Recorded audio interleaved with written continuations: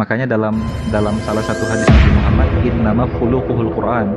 Nabi Muhammad ini adalah penjelasan atau kehidupan dari Al-Quran itu sendiri.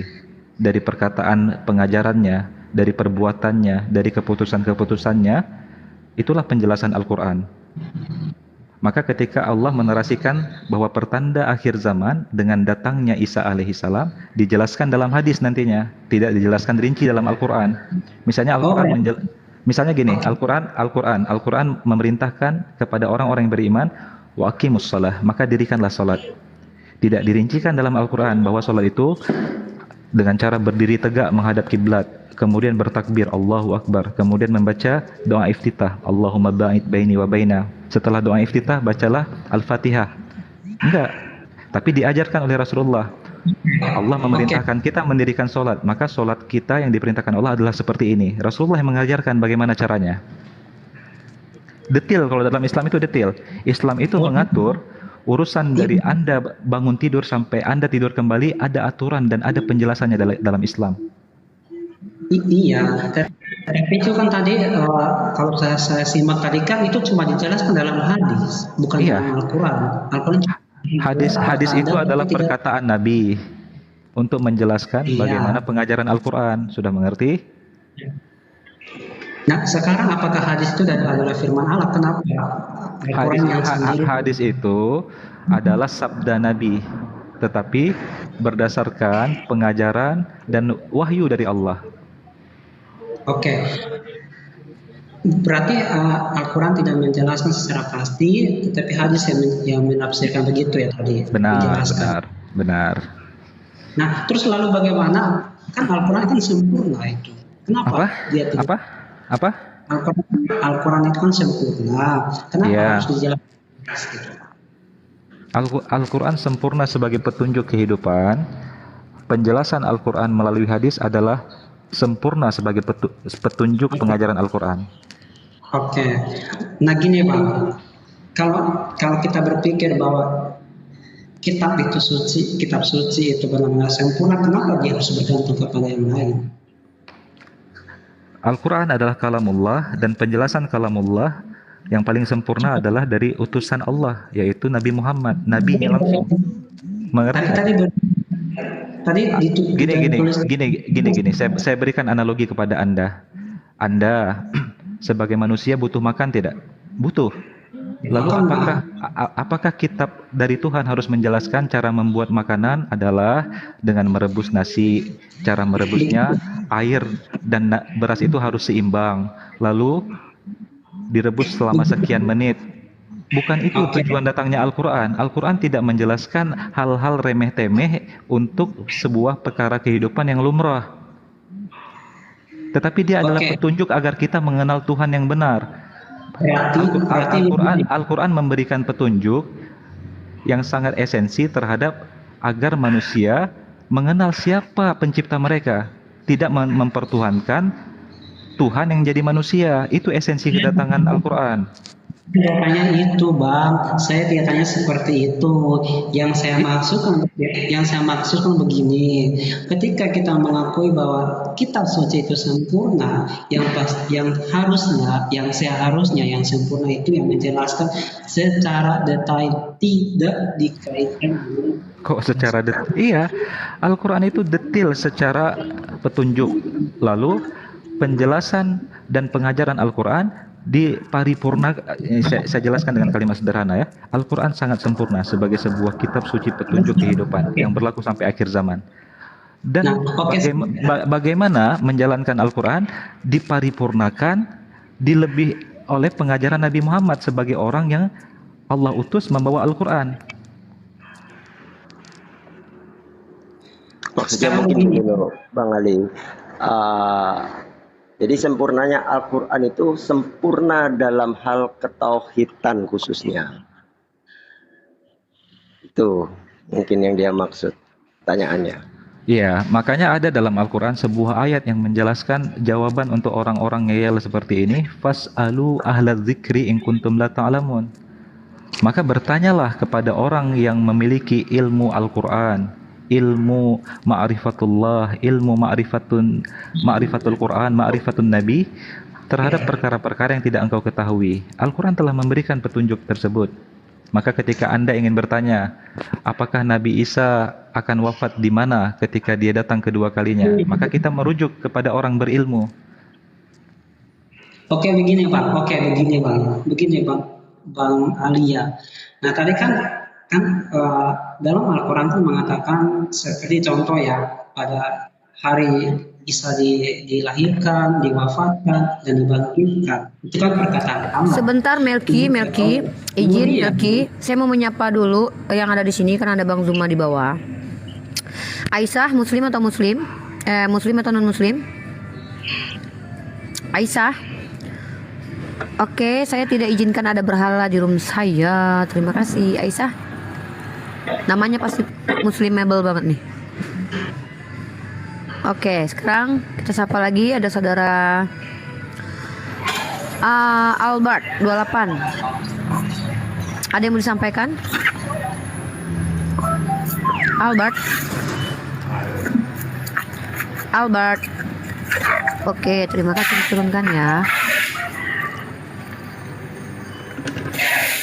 Andi Cilebes, muslim atau Kristen? Assalamualaikum warahmatullahi wabarakatuh.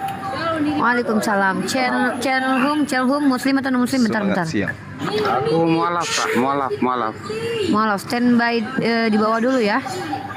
Nanti kita tunggu teman-teman Kristen yang naik ke atas saja. Oke. Baik, diam dulu. Ini lagi pandu dulu Rumuni bentar. Baik, assalamualaikum teman-teman yang Kristen, silakan jika ingin bertanya tentang Islam naik ke atas. Ada Bang Zuma dan Bang Ali, juga Bang Handi dan Bang Ben Abraham. Ada dua teman Kristen di sini, Melki dan juga Bang Edi Badai. Silakan diskusinya saya pandu dari sini. Selamat menikmati. Saya mute. Silakan Bang Ali, mohon dibantu. Sebagai gambaran kepada saudara Melki untuk memahami bagaimana kitab yang sempurna, coba Anda merujuk kembali kepada perjanjian lama, Mazmur pasal 19 ayat 7. Taurat Tuhan itu sempurna, menyegarkan jiwa. Peraturan Tuhan itu teguh, memberikan hikmat kepada orang yang tidak berpengalaman. Lalu pertanyaan saya, jika Taurat telah dinyatakan Tuhan sebagai kitab yang sempurna, kenapa harus ada perjanjian baru untuk menggenapinya? Apakah Tuhan pelin-pelan? Jawab. Oke, begini Bang, kalau Abang mengatakan bahwa hukum Taurat sudah sempurna yang bukan saya yang katakan, Taurat yang katakan, bukan saya yang katakan. Tapi Abang tahu nggak tentang perjanjian baru itu berbicara tentang apa kira-kira? Kok kalau kamu bertanya ke saya bacakan ayat kamu dari Taurat. Taurat Tuhan itu sempurna. Ya. Tapi apa? Abang harus tahu kenapa ada perjanjian baru. Tahu dulu jalan alurnya dulu. Berarti untuk menyatakan Taurat tidak sempurna kan? Iya. Perjanjian baru tidak lepas dalam perjanjian lama. Ketika kita bicara perjanjian lama, perjanjian baru itu tidak lari dari kitab para nabi, termasuk kitab Musa dan kitab para nabi yang lain. Karena ketika Yesus datang ke dunia, dia juga menggenapi kitab itu. Sekali lagi saya bacakan kepada saudara Melki. Mazmur 19:7. Taurat Tuhan itu sempurna, menyegarkan jiwa. Peraturan Tuhan itu teguh, tahu teguh, memberikan hikmat kepada orang yang tidak berpengalaman. Pertanyaan saya, jika Taurat itu sempurna, kenapa pula dia menjadi perjanjian lama, lalu ada perjanjian baru yang Anda imani? Oke? Dikatakan peraturan Tuhan itu teguh. Katanya teguh. Kok dalam perjanjian baru Anda batalkan Taurat? Tentang kedatangan. Lalu kenapa Anda katakan Taurat itu dibatalkan? Dengarkan Efesus 2:15. Dengarkan dulu. Dengan kematian Yesus, maka membatalkan segala ketentuan dan hukum Taurat. Jadi yang pelin-pelan itu Taurat atau pengajaran Anda yang ambrul.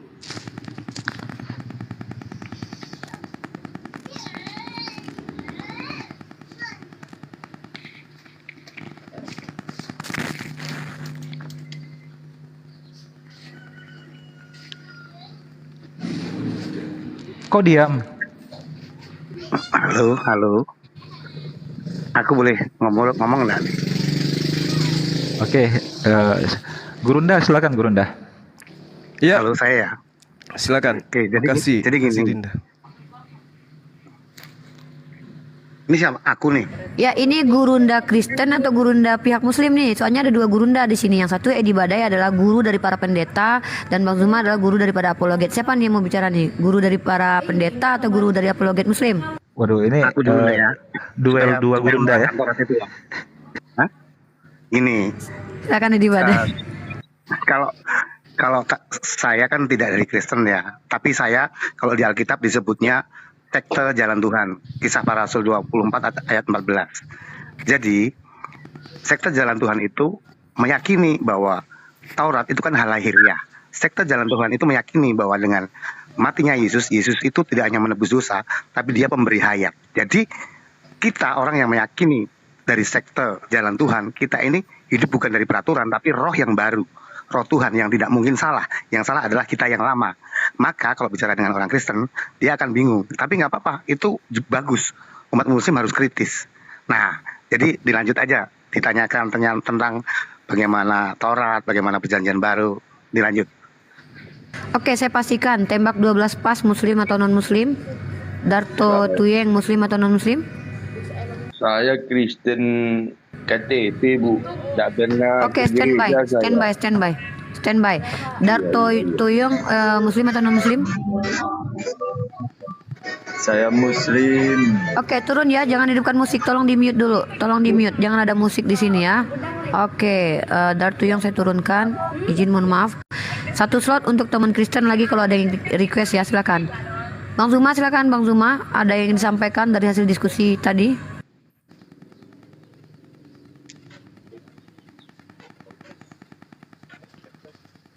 Assalamualaikum warahmatullahi wabarakatuh. Tadi ada yang bertanya ya, saya hanya ingin mengingatkan kembali tentang apa yang menjadi jawaban dari adinda saya tadi, Bang Ali, terkait apakah Al-Quran itu sempurna. Ya, Al-Quran itu sempurna. Lalu kenapa harus ada hadits? Ya justru karena itulah kesempurnaan Al-Quran. Karena di dalam Al-Quran dinyatakan sangat jelas dalam surah Al-Baqarah ayat 129, Bismillahirrahmanirrahim. Rabbana wa ba'ath fihim rasulam minhum yatslu alaihim ayatika wa yu'allimuhumul kitaba wal hikmah wa yuzakkihim innaka antal azizul hakim. Ya Tuhan kami, utuslah di tengah mereka seorang rasul dari kalangan mereka sendiri yang akan membacakan kepada mereka ayat-ayat-Mu dan mengajarkan kitab, ketetapan dan hikmah kepada mereka dan mensucikan mereka. Sungguh Engkaulah yang maha perkasa, maha bijaksana. Jadi kedatangan baginda Rasulullah Muhammad SAW itu untuk mengajarkan Al-Quran, untuk menjelaskan isi kandungan Al-Quran. Bukan menambah-nambahi, tetapi menjelaskan, menguraikan. Dari uraian isi Al-Quran itu kemudian Rasulullah Muhammad SAW mensucikan manusia. Itu yang pertama. Yang kedua, Allah Subhanahu wa taala juga menjelaskan, ya ayyuhar rasul, baligh ma unzila ilaika min rabbi wa illam taf'al fama ballagta risalata wallahu ya'simuka minan nas innallaha la yahdil qaumal kafirin. Wahai Nabi Muhammad, wahai Rasul, sampaikanlah apa yang diwahyukan Tuhanmu kepadamu, yaitu Al-Quran. Jika tidak engkau lakukan apa yang diperintahkan itu, berarti engkau tidak menyampaikan amanatnya. Dan Allah memelihara engkau dari gangguan manusia. Sungguh Allah tidak memberi petunjuk kepada orang-orang kafir. Jadi apa yang dilakukan oleh Rasulullah Muhammad SAW, penjelasan beliau, keterangan beliau, uraian beliau, ketetapan beliau, itulah yang disebut hadits yang merupakan rincian daripada kandungan Al-Quranul Karim. Jadi bukan ditambahkan, tapi diuraikan, dijelaskan satu persatu. Nah, lalu kemudian Allah mengatakan, wa ma arsalna mir rasulin illa liyuta'a bi iznillah walau annahum izzalamu ampusahum ja'uka fastaghfarullah wastaghfara lahumul rasul lawajadullah tawwabar rahima. Dan kami tidak mengutus seorang rasul melainkan untuk ditaati dengan izin Allah, dan sungguh sekiranya mereka setelah menzalimi dirinya datang kepadamu wahai Nabi Muhammad, lalu memohon ampunan kepada Allah, dan Rasul pun memohonkan ampunan untuk mereka, niscaya mereka mendapati Allah Maha Penerima Taubat, Maha Penyayang. Jadi Rasulullah Muhammad SAW itu kedatangannya kemudian untuk menjelaskan isi Al-Quran, karena kita ini bukan Nabi. Wahyu Allah datang kepada Nabi, tugas Nabi menguraikan, menjelaskan, menjabarkan apa yang Allah inginkan. Makanya dikatakan litubayyina linnasi ma nuzzila ilaihim wa la'allahum yatafakkarun. Jadi penjelasan Rasulullah tentang hukum Allah itulah yang disebut hadits. Jadi Rasulullah tidak menambahkan, Rasulullah juga tidak mengurangi, tetapi menjabarkan kalam Allah yang tidak semua orang tahu. Kenapa? Karena Al-Quran itu tidak diutus untuk orang-orang kafir. Allah Subhanahu wa taala, sikit lagi, Allah Subhanahu wa taala menjelaskan begini. Wa ma tanazzalat bihi syayatin. Dan Al-Quran itu tidak dibawa turun oleh setan-setan. Lalu dikatakan wa ma yanbaghi lahum wa ma yastati'un, dan tidaklah pantas bagi mereka bahwa Al-Qur'an itu, dan mereka pun tidak akan sanggup terhadap Al-Qur'an. Innahum anis-sam'i lama'zulun. Sesungguhnya untuk mendengarkan Al-Qur'an pun mereka tidak sanggup, mereka jauh. Makanya kenapa orang-orang kafir itu tidak bisa mendengarkan Al-Qur'an? Kenapa orang-orang kafir itu kemudian tidak mau membaca Al-Quran? Karena ini Allah sudah putuskan 1400 tahun silam. Setan iblis akan menjauh dari Quran. Setan iblis tidak akan mau menyentuh Quran. Setan iblis tidak peduli dengan bacaan Quran. Malah kalau orang Kristen, mohon maaf, mendengarkan bacaan Quran itu kadang emosi dia, jengkel. Ini 1400 tahun sudah dinyatakan. Memang kayak begitu, Allah menjauhkan Al-Quran itu dari orang-orang yang kerasukan setan. Demikian. Terima kasih, lanjut. Numpang speak up. Oke, kita sapa dulu teman-teman. Kita insya Allah masuk ke... Sebentar Bang Theodor ya. Saya akan moderatori agar diskusi kita berjalan efektif dan bisa kita raih ilmu. Kita sapa dulu kepada seluruh narasumber. Assalamualaikum warahmatullahi wabarakatuh. Teman-teman semua, insya Allah kita akan memulai sesi terbaru dari diskusi pada siang ini. Telah hadir beberapa narasumber, Abang Dazuma, ada Bang Handi, dan ada Pak Ben Abraham dari pihak Muslim. Dan saya akan menjadi moderator dalam kesempatan ini. Ada Pak Theodor, ada Pak Hubertus, ada Bang Edi Badai, dan Pak Tembak sebagai teman-teman Kristen yang akan berada dalam sesi diskusi ini. Saya berikan kesempatan terlebih dahulu kepada Pak Theodor untuk menyampaikan argumen atau pertanyaan yang ingin diberikan kepada pihak Muslim. Silakan Pak Theodor. 2 menit ya. Assalamualaikum warahmatullahi wabarakatuh. Jadi di sini saya agak membantah, maaf ya, di sini saya agak membantah dari Bang Zuma bahwa orang Kristen itu kepanasan, kekafiran atau kesetanan dalam membaca Al-Quran. Saya mengakui dalam satu surah di Al-Arum di ayat 30, wa qiwa zakali dini hanifa fitrallahillali faturun nasa aliyah, bahwa di situ artinya maka hadapkanlah wajahmu dengan lurus kepada agama Islam sesuai fitrah Allah, disebabkan Dia telah menciptakan manusia menurut fitrah. Halo, suara Anda hilang. Pak Theodor, tolong diperbaiki dulu jaringannya Pak. Suara Anda kecil dan suara Anda putus-putus tadi. Oke, disimpan dulu argumen Anda. Mungkin di sesi selanjutnya diperbaiki jaringan dan diperbesar suaranya Pak ya. Mohon maaf.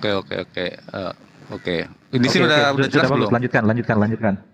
Sudah Iya, jelas. tadi itu saya memprotes sedikit ya kepada Bang Zuma bahwa orang Kristen itu dalam membaca Al-Quran itu adalah orang rata-rata Kristen itu kesetanan, kebakaran, kepanasan.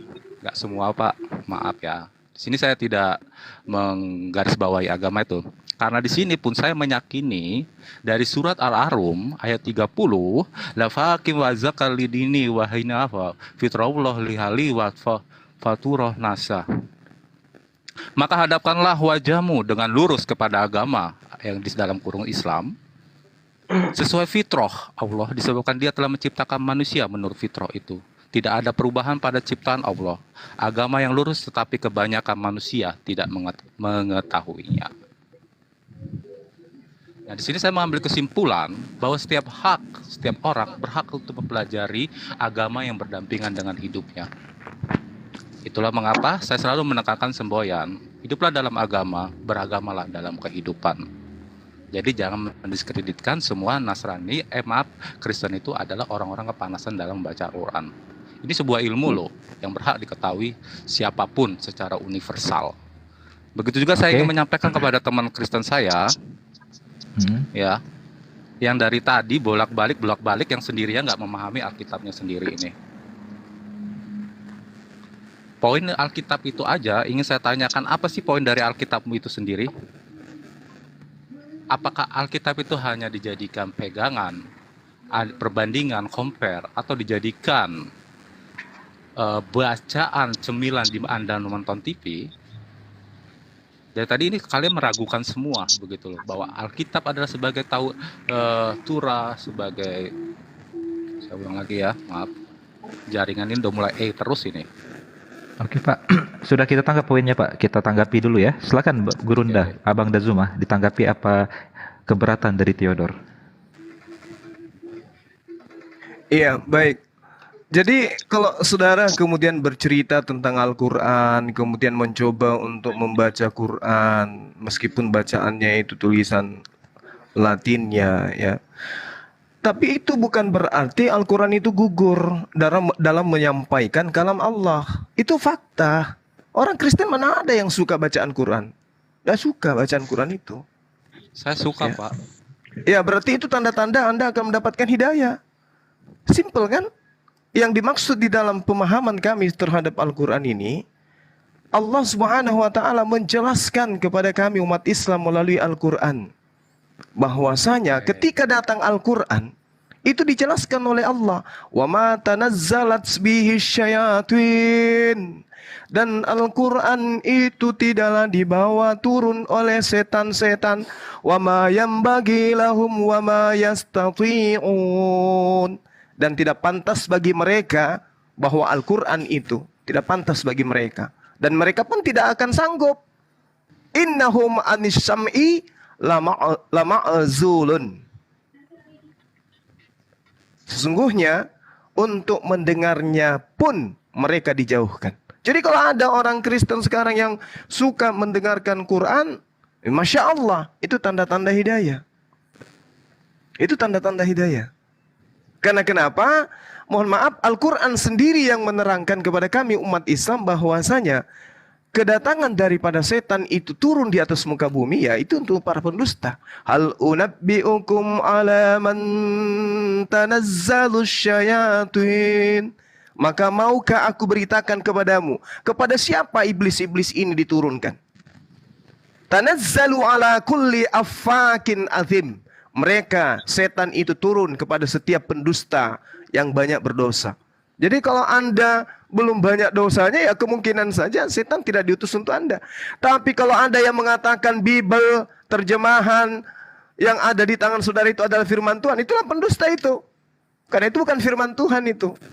Tanazzalu ala kulli affakin azim. Kalau Anda mau mengatakan itu Bible adalah kalam Allah, firman pencipta langit dan bumi, disitulah Anda akan mati dalam kebohongan.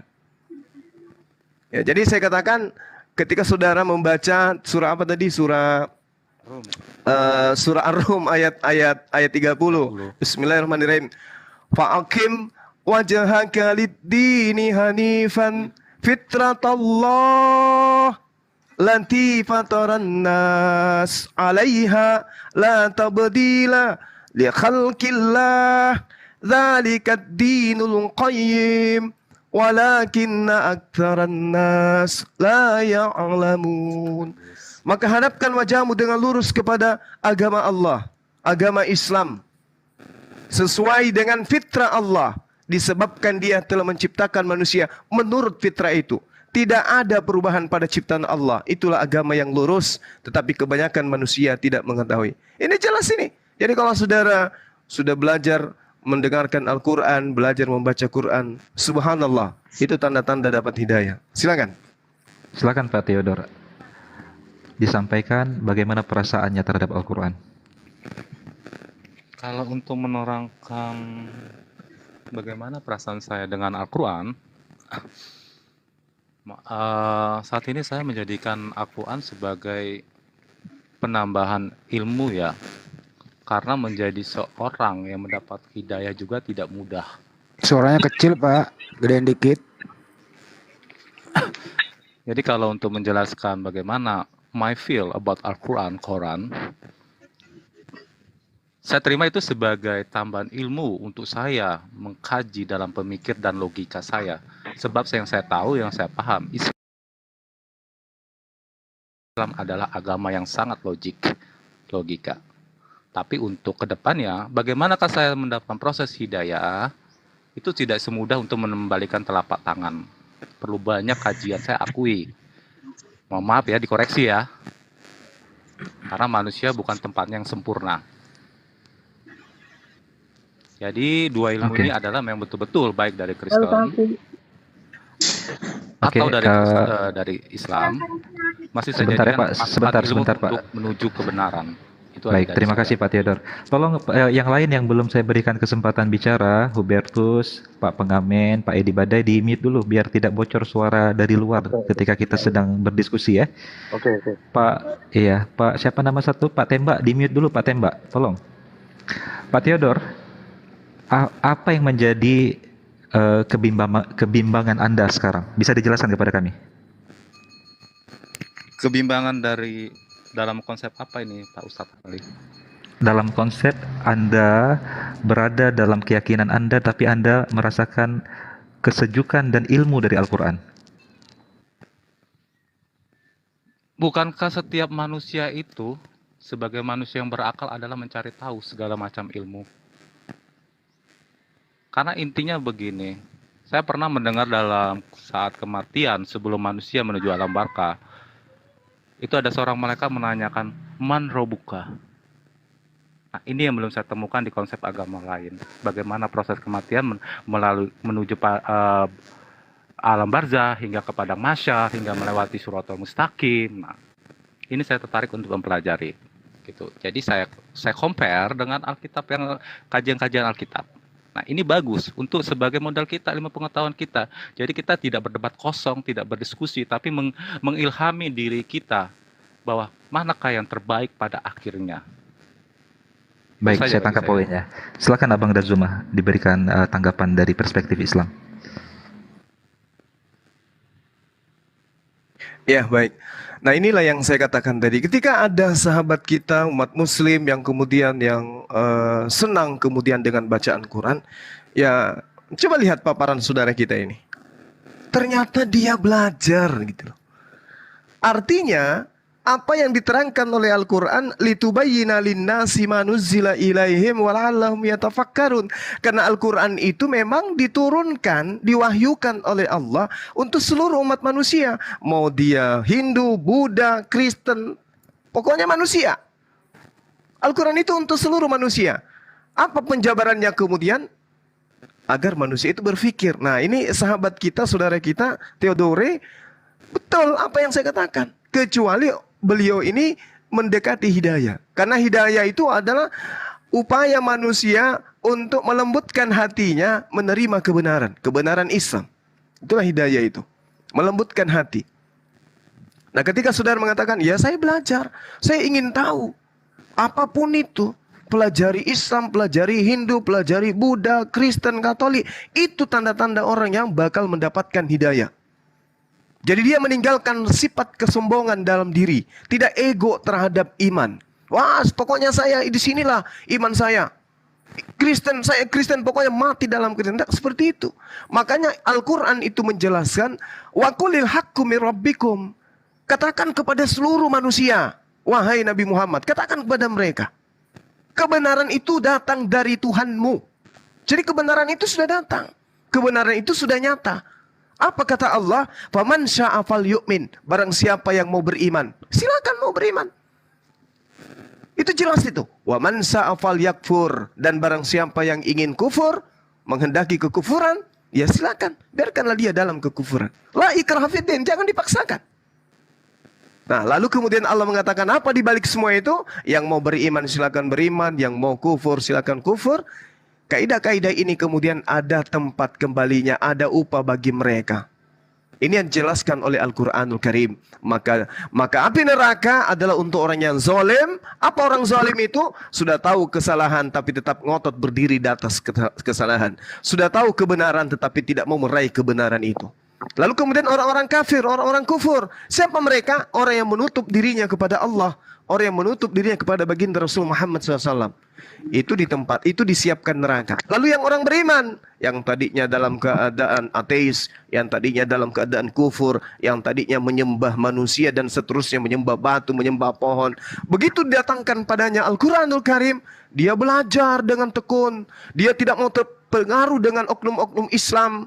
Tapi dia ingin belajar dan belajar, maka inilah yang dikatakan oleh Allah, mereka mewarisi surga Firdaus. Nah ini, terima kasih saudaraku, Anda mau belajar, itu adalah satu hal yang sangat-sangat luar biasa ya. Karena Al-Quran sudah menjelaskan, wa qulil haqqu min rabbikum. Kebenaran itu sudah ada dijabarkan. Mari kita cari kebenaran itu. Mari kita temukan kebenaran itu. Karena kebenaran itu nyata adanya. Begitu juga kesesatan. Kesesatan itu nyata adanya. Silakan. Pak Zuma tolong ditambahin sih, tolong dibaca dalam surat Al-Hadid 23 agar mereka yang beriman. Suaranya kecil. Pak Zuma, halo. Siap. Tolong dibacakan dari surah Al-Hadid 23. Ini pesan saya untuk orang yang bagaimana sih mengimplementasikan ilmunya kepada orang yang belum mengenal. Oke, baik. Bismillahirrahmanirrahim. Gantian. Sabar. Sebentar, Pak Framing, saya moderatornya pada diskusi ini. Anda mute dulu. Ketika saya berikan kesempatan bicara, baru Anda bicara. Jika tidak, Anda saya turunkan. Oke, silakan, Abang dah. Bismillahirrahmanirrahim. Ma asaba min musibatin fil ardi wala fi anfusikum illa fi kitabim min qabli an nabra'aha inna dhalika 'alallahi yasir. Oke. Inna Allah ya. Likai la ta'sau ala ma fatakum wa la tafrahu bima atakum wallahu la yuhibbu kulla mukhtalin fakhur. Ya kayak gitu ayatnya. Kalau gitu ya Dinda ya. Iya, Masya Allah. Ya, Bismillahirrahmanirrahim. Jadi di situ diterangkan agar kamu tidak bersedih hati terhadap apa yang luput dari kamu. Dan jangan pula terlalu gembira terhadap apa yang diberikan Allah kepadamu. Dan Allah tidak menyukai setiap orang yang sombong dan membanggakan diri. Masya Allah. Ini kaidah dalam Islam. Wallahu la yuhibbu kulla mukhtalin fakhur. Allah tidak menyukai setiap orang yang sombong dan membanggakan diri. Ya, jadi saudara saya katakan bahwasanya yuk mari tetap belajar dan belajar. Islam itu membuka diri. Kenapa? Karena kalau di Islam banyak orang belajar Quran, kami senang. Mau dia Kristen, Katolik, Hindu, Buddha, kami senang, kami bahagia. Ya, semakin dipelajari Quran itu semakin kami senang umat Islam. Artinya bahwasanya saudara peduli dengan keselamatan akhirat saudara. Silakan. Supaya tidak framing ya. Jadi saya mau coba. Anda diam dulu, bukan giliran Anda sekarang. Anda baru masuk ke sini, ada kesempatan Apakah ngomong. dia Kristen atau Islam? Mending turunin aja lah Bang ini Ripa kalau kacau ah. Supaya kalian nggak di framing orang, kepada Pak supaya Framing. kalian jangan di Turunin aja framing ini mengganggu aja ini Bang Juma sama Begini Pak Islam. Framing. Begini, Jadi saya mau untuk tes menjawab dulu. keraguan Anda kepada Pak Framing, saya adalah Kristen Protestan. Saya memiliki sertifikat. Saya ditulis dimanapun di KTP saya adalah seorang Kristen Protestan dari HKBP. Kuria Kristen Iya. Batak Protestan, dan saya Oke. dibaptis dan saya di CD. Tapi Oke. apakah saya salah Saya mengcompare dan membandingkan yang lain? Saya juga mempelajari semuanya. Tapi ya saya pribadi coba saya secara oknum, apakah saya salah menemukan jalan keselamatan versi saya sendiri? Terima kasih. iya. Ya saya coba tes Masya Allah dulu iman Theodor. Anda ya. Lanjut Theodor, jangan ganggu framing, ku turun kamu ke Saya nanti ya. coba tes dulu iman Anda. Apakah Anda percaya Yesus adalah jalan kebenaran? Saya percaya dan saya tidak pernah menyalahkan. Satu Oke. lagi, sebut dengan Yesus dengan nama Yesus Kristus ya, karena Yesus di Brazil itu ratusan orang. Yesus di Brazil ratusan orang. Benar sekali, Pak. Baik. Kita fokus dulu agar tidak diganggu oleh framing yang memang tukang framing. Pak Theodor, silakan saya berikan kesempatan sesi terakhir sebelum saya kembalikan kepada Anda. Apa yang ingin Anda sampaikan setelah mendengar penjelasan dari Abang Dazuma tentang Islam? Kalau dalam versi Islam saya cuma bisa menyebut ya, subhanallah, alhamdulillah sudah diberi masukan dan keterangan, akhirnya membuka pola pikir kita bagaimana mengimplementasikan kepada saudara-saudara kita. Bukan berarti saudara-saudara sama muslim juga tidak menemui ketidakpengetahuan dia. Apa saya salah juga nanti sebagai Kristen untuk menjabarkan kebenaran? Di hari Jumat, ketika sholat umat muslim berjamaah, saya selalu mendengarkan loh apa tuh tausiahnya. Masya Allah. Anda Tidak ikut ke harus masjid? datang ke masjid, tapi saya bisa mendengarkan melalui tausiah yang disampaikannya. Ilmu tidak, Oke. tapi belum tentu semua orang muslim untuk mendengarkannya itu. Ini adalah peluang untuk kita membuka pengetahuan kita. Oke, terima kasih Pak Ya. Theodor. Terima kasih. Baik, saya berikan kesempatan kedua sekarang ke Pak Theodor, di mute dulu ya. Pak Hubertus, silakan dibuka mic-nya. Pak Theodor, di mute dulu mic-nya. Oke, Pak Hubertus, dari percakapan antara saudara Theodor dan Abang Dazuma tadi, apa yang ingin Anda sampaikan? Terima kasih. Saya sedikit menyampaikan kepada saudara saya Theodor. Saya ini sama-sama dengan beliau sama-sama Kristen. Maaf tadi si Ripa tak tinggalin, tadi ada tetangga nggak enak teriak-teriak.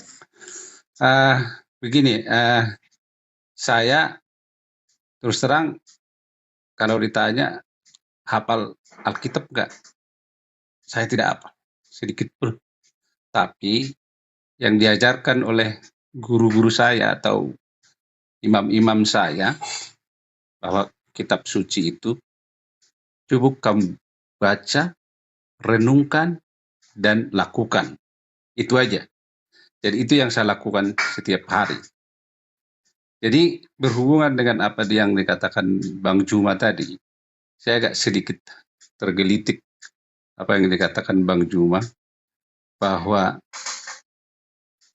kitab Al-Quran atau Al-Quran itu tidak diperuntukkan oleh mereka-mereka yang kesetanan gitu loh. Artinya saya menangkapnya begini.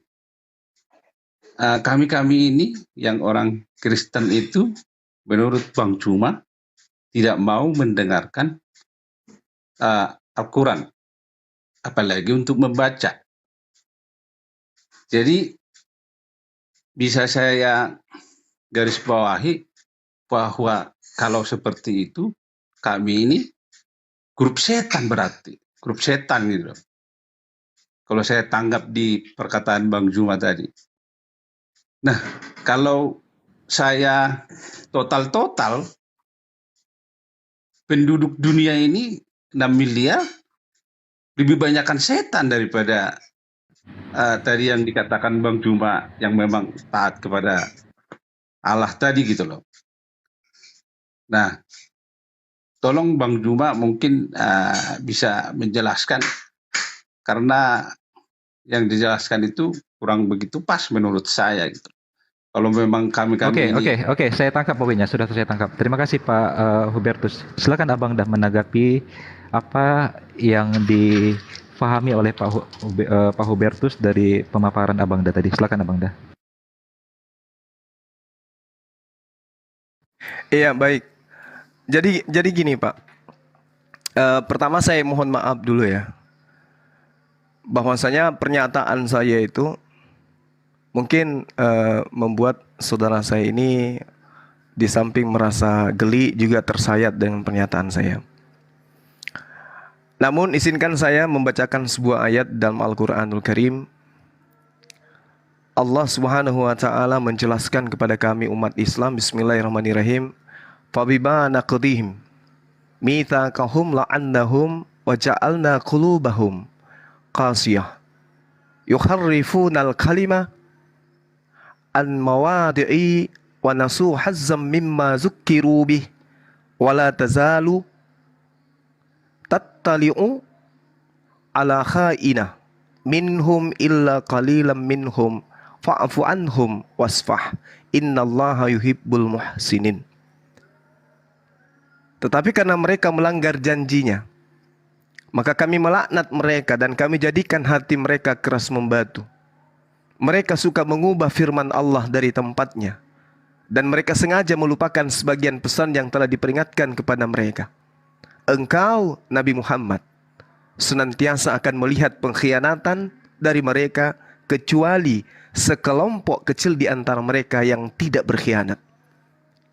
Seruan Allah kemudian, fa'fu anhum wasfah, maka maafkanlah mereka dan biarkanlah mereka. Innallaha yuhibbul muhsinin. Allah menyukai orang-orang yang berbuat baik. Jadi kalau saya boleh kemudian menjadikan ayat ini sebagai pernyataan sikap saya terhadap pernyataan yang awal tadi, bahwa Al-Quran menyatakan orang terdahulu masa Rasulullah pun masih ada sekelompok kecil di antara mereka yang tidak berkhianat. Ketika kemudian Al-Quran mengatakan wa minal ladina qalu inna nasara ahasna mitsaqahum fanasu hazzam mimma zukkiru bih fa aqrayna bainahumul adawa wal ba'da ila yaumil qiyamah wa sawfa yunabbi'uhumullah bima kanu yasna'un.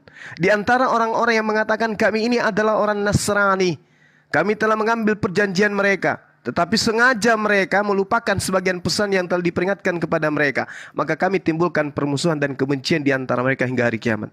Dan kelak Allah akan memberitakan kepada mereka apa yang telah mereka kerjakan. Jadi intinya gini, saudara-saudara saya yang Kristen yang ada di sini. Ketika saudara mengatakan bahwa saya membacakan ayat bahwa Al-Quran ini kemudian tidak bisa diperdengarkan atau tidak bisa dibacakan oleh orang-orang Kristen, yang saya maksud di sini adalah mereka yang memang membenci. Kalau saudara mengatakan, loh di dunia ini Kristen itu lebih banyak, tapi itu bukan final, bukan ending, Pak.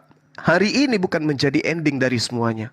Sangat boleh jadi setahun, 2 tahun, 3 tahun mereka orang-orang itu menerima hidayah. Sangat boleh jadi. Karena Al-Quran juga mengatakan ketika datang Nabi Isa alaihissalam untuk yang kedua kalinya, tak ada seorang pun di antara ahli kitab yang tidak akan beriman kepada Nabi Isa alaihissalam. Artinya mereka semua akan menjadi muslim. Tidak menutup kemungkinan.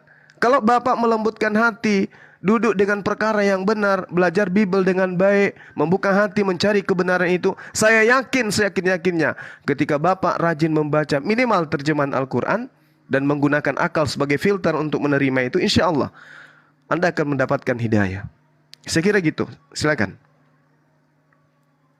Oh ya, jadi saya paham Bang Juma.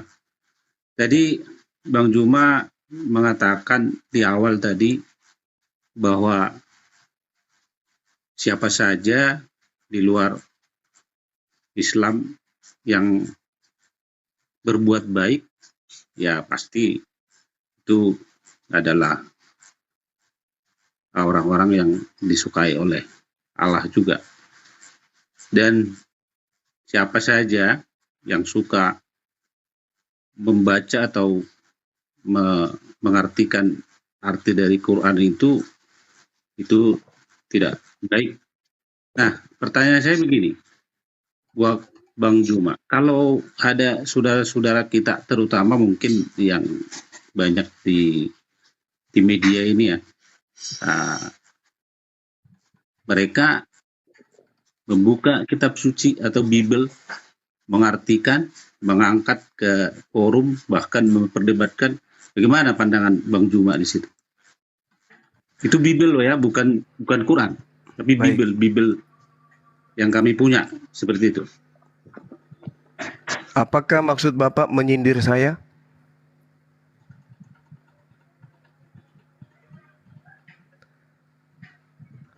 Apakah maksud saudara saya ini menyindir saya yang selalu membahas tentang Bible?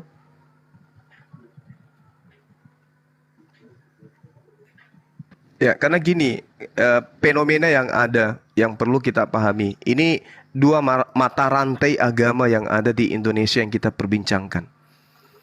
Para tokoh-tokoh Kristen, ya, dan juga tokoh daripada umat Islam. Dalam hal ini mereka yang membidangi tentang dakwah, tentang khutbah. Kalau pendeta kemudian, saya belum pernah menemukan ada ruang di mana mereka mencoba untuk membuka diri menjawab pertanyaan-pertanyaan jemaat dengan kaidah ilmu yang mana disiplin ilmu itu berdasar terhadap disiplin ilmu yang mencakup tentang Bible. Sebaliknya di Islam, para tokoh ulama, para tokoh Islam itu haus ditanyai tentang Al-Quranul Karim. Ini yang membedakan Bapak. Sehingga ketika muncul kemudian pendebat Kristen, di Komal-Komal khususnya, menemukan orang-orang yang aktif di dalam dunia apologet, semisal Bang Suma, mereka akan merasa heran kenapa orang yang datang dari Islam lebih hafal, lebih lihai di dalam menjelaskan dan mengurai data-data di dalam Bible daripada mereka yang dari lahir kemudian menjadi Kristen. Apa yang menyebabkan itu? Karena ada dua hal yang mendasari perbedaan ini sangat mencolok. Yang pertama, umat Islam ketika beliau lahir, mereka lahir, ketika mereka sudah mampu berbicara dan bisa berjalan, kegiatan aktivitas pertama yang harus menjadi rutinitas ritual dalam kehidupan sehari-harinya meskipun dia masih anak-anak kecil adalah mengkaji, menggeluti bidang di mana mereka harus kudu paham bacaan Al-Quran dalam bentuk original teks. Di Kristen itu tidak ada. Kedua, anak-anak Islam itu Pak, dari kecil mereka diajarkan untuk menghafal original teks ayat-ayat suci kitab mereka. Kristen itu tidak didapatkan. Bahkan seorang pendeta, pastor pun masih jarang yang bisa menghafal beberapa ayat, beberapa data dari Bible mereka. Nah, ini adalah satu fenomena yang kita harus sadari itu betul adanya. Sehingga yang terjadi kemudian adalah kasih sayang Islam terhadap Al-Quran itu nampak dalam kehidupan mereka sehari-hari. Tetapi kalau di Kristen, bawa Bible ke gereja, tapi disuruh buka, ya masih cara bukanya pun masih bingung. Apalagi mau membacakan, lebih-lebih mau menghafalkan. Nah, inilah yang membedakan kita Pak. Makanya kami hadir sebagai apologet kemudian untuk mencoba bagaimana dialog ini bisa dibangun, ya, sehingga apa yang diamanatkan kemudian dalam Al-Quran dan yang ada di dalam Bible, karena sama-sama kita mengakui sebagai agama samawi, agama yang berasal dari para nabi, yang kemudian menjadi tumpuan iman kita, bahwa kita tahu tentang Ibrahim, tentang Yakub dan semuanya itu hanya Islam dan Kristen, di luar daripada Yahudi. Agama lain itu tidak. Nah, maka saya melihat bahwasanya teman-teman apologet itu lebih banyak, apologet Kristen lebih banyak kemudian menampilkan keegoan daripada keilmuan. Dibandingkan teman-teman apologet Muslim, mereka lebih cenderung memahami, mentadaburi Bible itu, mempelajari Bible itu benar-benar dengan insting dan logika berpikir yang menjadi dasar pijakan untuk menentukan apa makna daripada sebuah data di dalam kitab saudara. Begitu juga di Al-Quran. Saya kira gitu Bang. Silakan. Oke, saya rasa sesi dengan Pak Hubertus kita alihkan dulu kepada Bang Edi Badai yang telah dari tadi menunggu. Bang Edi Badai, silakan menanggapi dari dua pembicara Kristen yang telah menyampaikan unek-uneknya. Oke, wah aku senang dengarnya, indah sekali. Tadi kan bicara tentang mengenai kitab ya. Nah, kalau saya ini tipikal orang yang bisa memakai sepatu orang lain. Artinya, saya bisa merasakan, memahami apa yang orang lain rasakan. Quran. Kalau saya baca itu saya senang. Saya tidak hanya membaca, merasa dari pihak Kristen, enggak. Saya coba merasakan dari situ. Di dunia ini kan ada dua golongan. kepercayaan ya, samawi dan antroposentrisme. Saya di agama antroposentrisme pun, Hindu, Buddha, itu saya yakin dari keturunan Adam ini masih ada sisa-sisa hati nurani yang baik, ya kan? Maka saya juga suka Hindu, Buddha, Tripitaka, Weda itu saya suka. Jadi saya suka. Jadi nggak semuanya orang itu membenci hal yang tidak dia yakini gitu loh. Ya mungkin saya beda ya, nggak tahu lah. Itu satu. Jadi saya dengan Bang Zuma, ini teman lama loh. Walaupun awalnya gontok-gontokan kita, tapi kalau sudah kenal tuh, aduh, saya tuh nggak enakan orangnya. Ya. Nah, terus kalau mengenai kitab, saya melihat begini, baik Alkitab maupun Quran, Tripitaka, Weda, di situ semuanya sebenarnya mengacu bagaimana orang menemukan Tuhan dan bagaimana orang itu menjadi insan kamil. Insan kamil itu pribadi yang sempurna. Ya, kalau di Islam Sufi itu dikatakan yang ada nur Tuhannya. Oh, yes.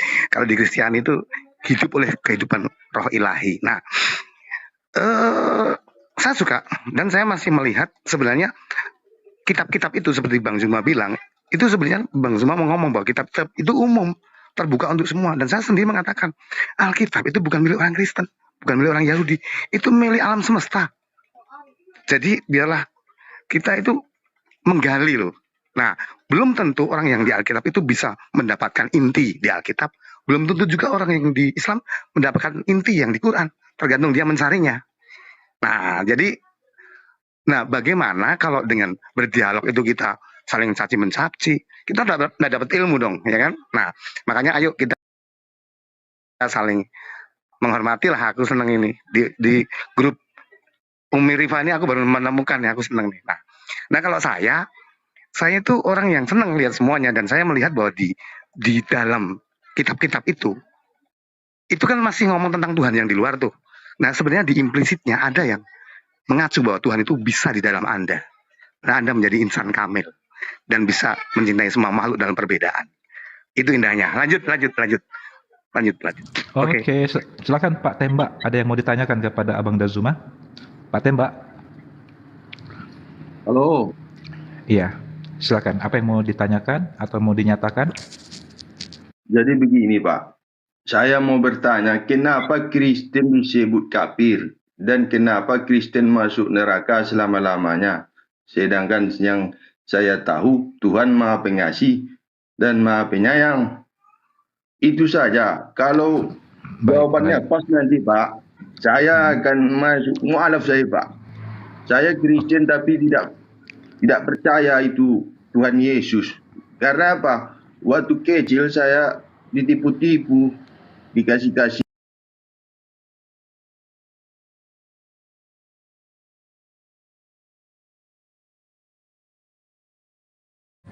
Iya, untuk positif. Saya tidak pernah ke gereja Pak. Saya tidak percaya itu. Masa menyembah salib itu. Jadi mohon coba jelaskan dulu Pak, kenapa Kristen ini tidak masuk masuk surga? Baik. Sudah kita tangkap pertanyaannya. Silakan Abang Dah. Diteguhkan hati Pak Tembak. Iya, baik. Jadi kata kafir ini itu berasal dari Quran ya.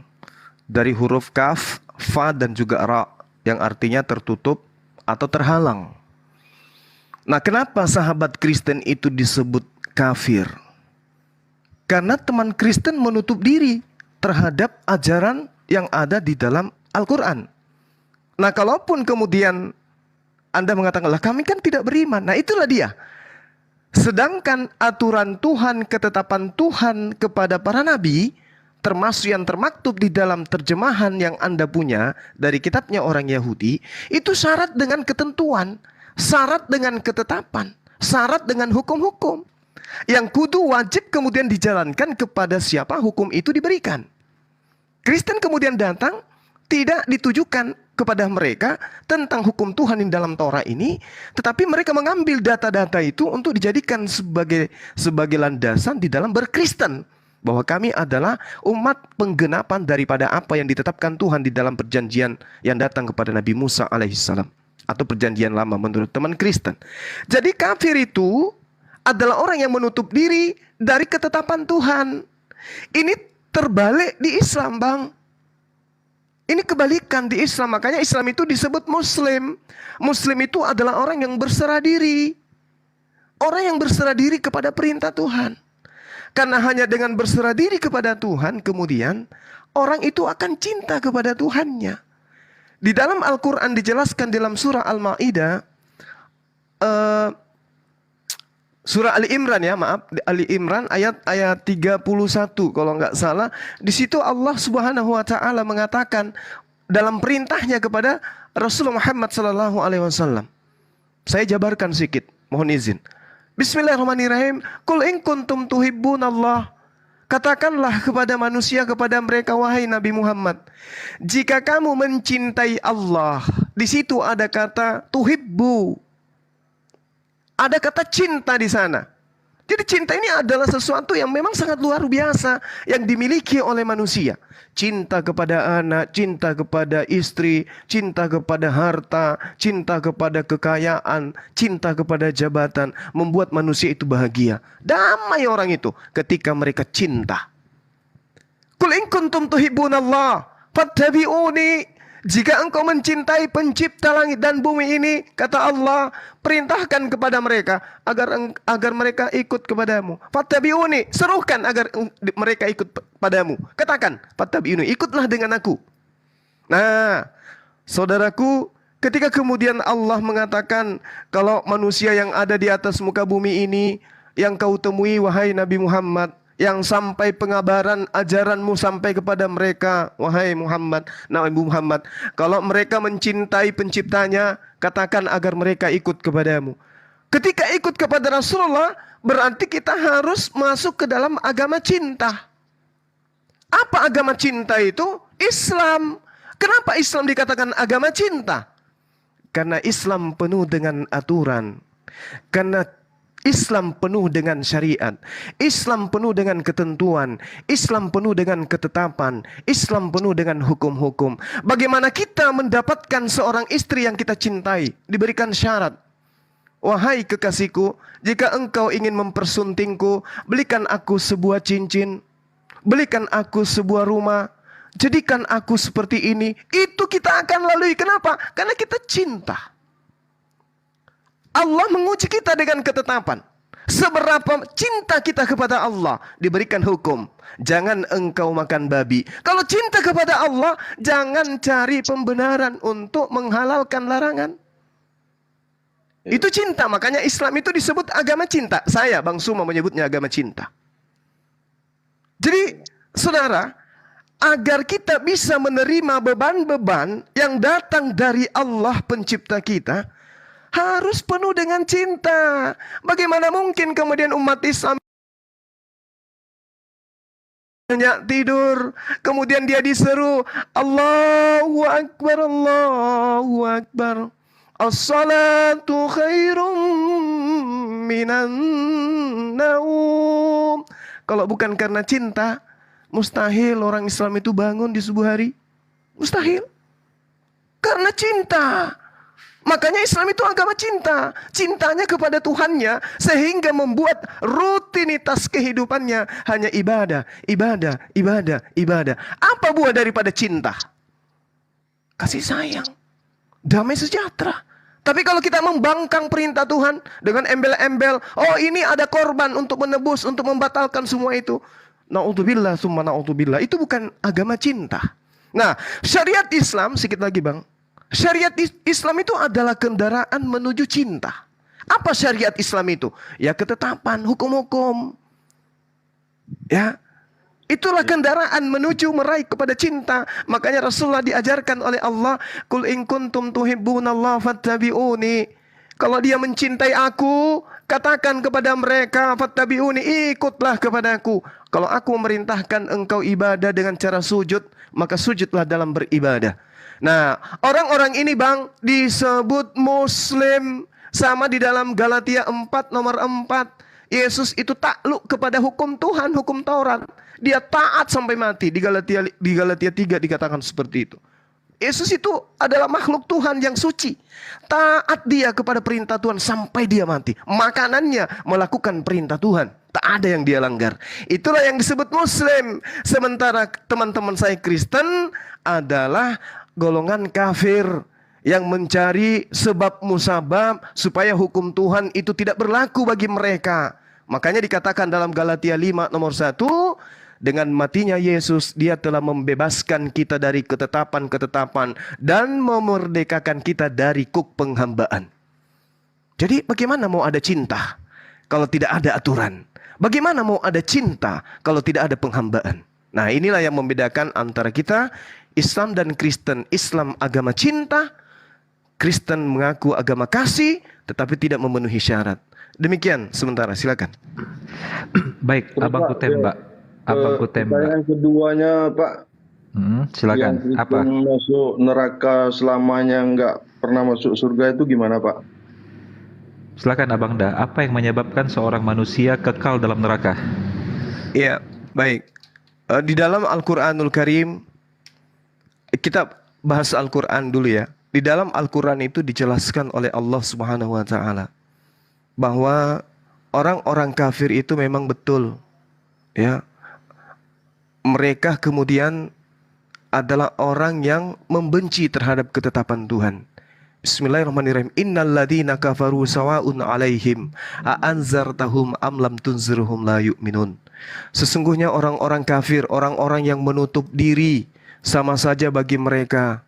Engkau beri peringatan atau tidak engkau beri peringatan, mereka tidak akan beriman. Ini orang-orang kafir yang terdahulu, yang datang di mana Rasulullah Muhammad SAW datang kepada mereka. Tetapi orang-orang kafir yang zaman sekarang, ada juga yang beriman kemudian. Banyak.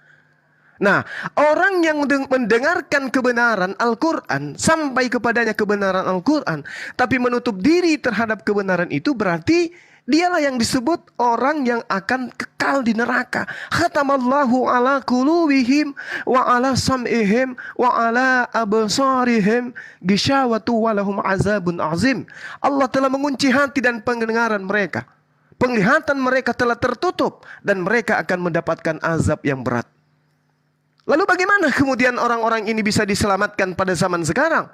Diajarkan Al-Quranul Karim. Kita bukakan Bible.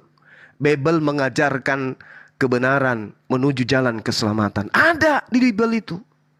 Jalan menuju surga ada di Bible itu, ada. Dan juga jalan menuju neraka juga ada di dalamnya. Cuman umat Islam tidak bisa menerima dan tidak bisa menolak. Tapi sebagai bahan materi pengajaran kami pelajari. Kami tidak menerima itu sebagai firman Tuhan. Tetapi kami tidak menolaknya itu sebagai pemberitaan. Kami terima sebagai pemberitaan, tapi kami tidak menerima sebagai firman Tuhan. Waduh, ini ada yang report sepertinya. Ada yang report Bang Zuma kepental. Baik, kita tunggu Abang Da Zuma naik kembali. Pak Tembak, Abang Da Tembak, Abang Da Tembak. Anda dengar Iya, saya? iya. Iya, Pak. Dengar, Pak.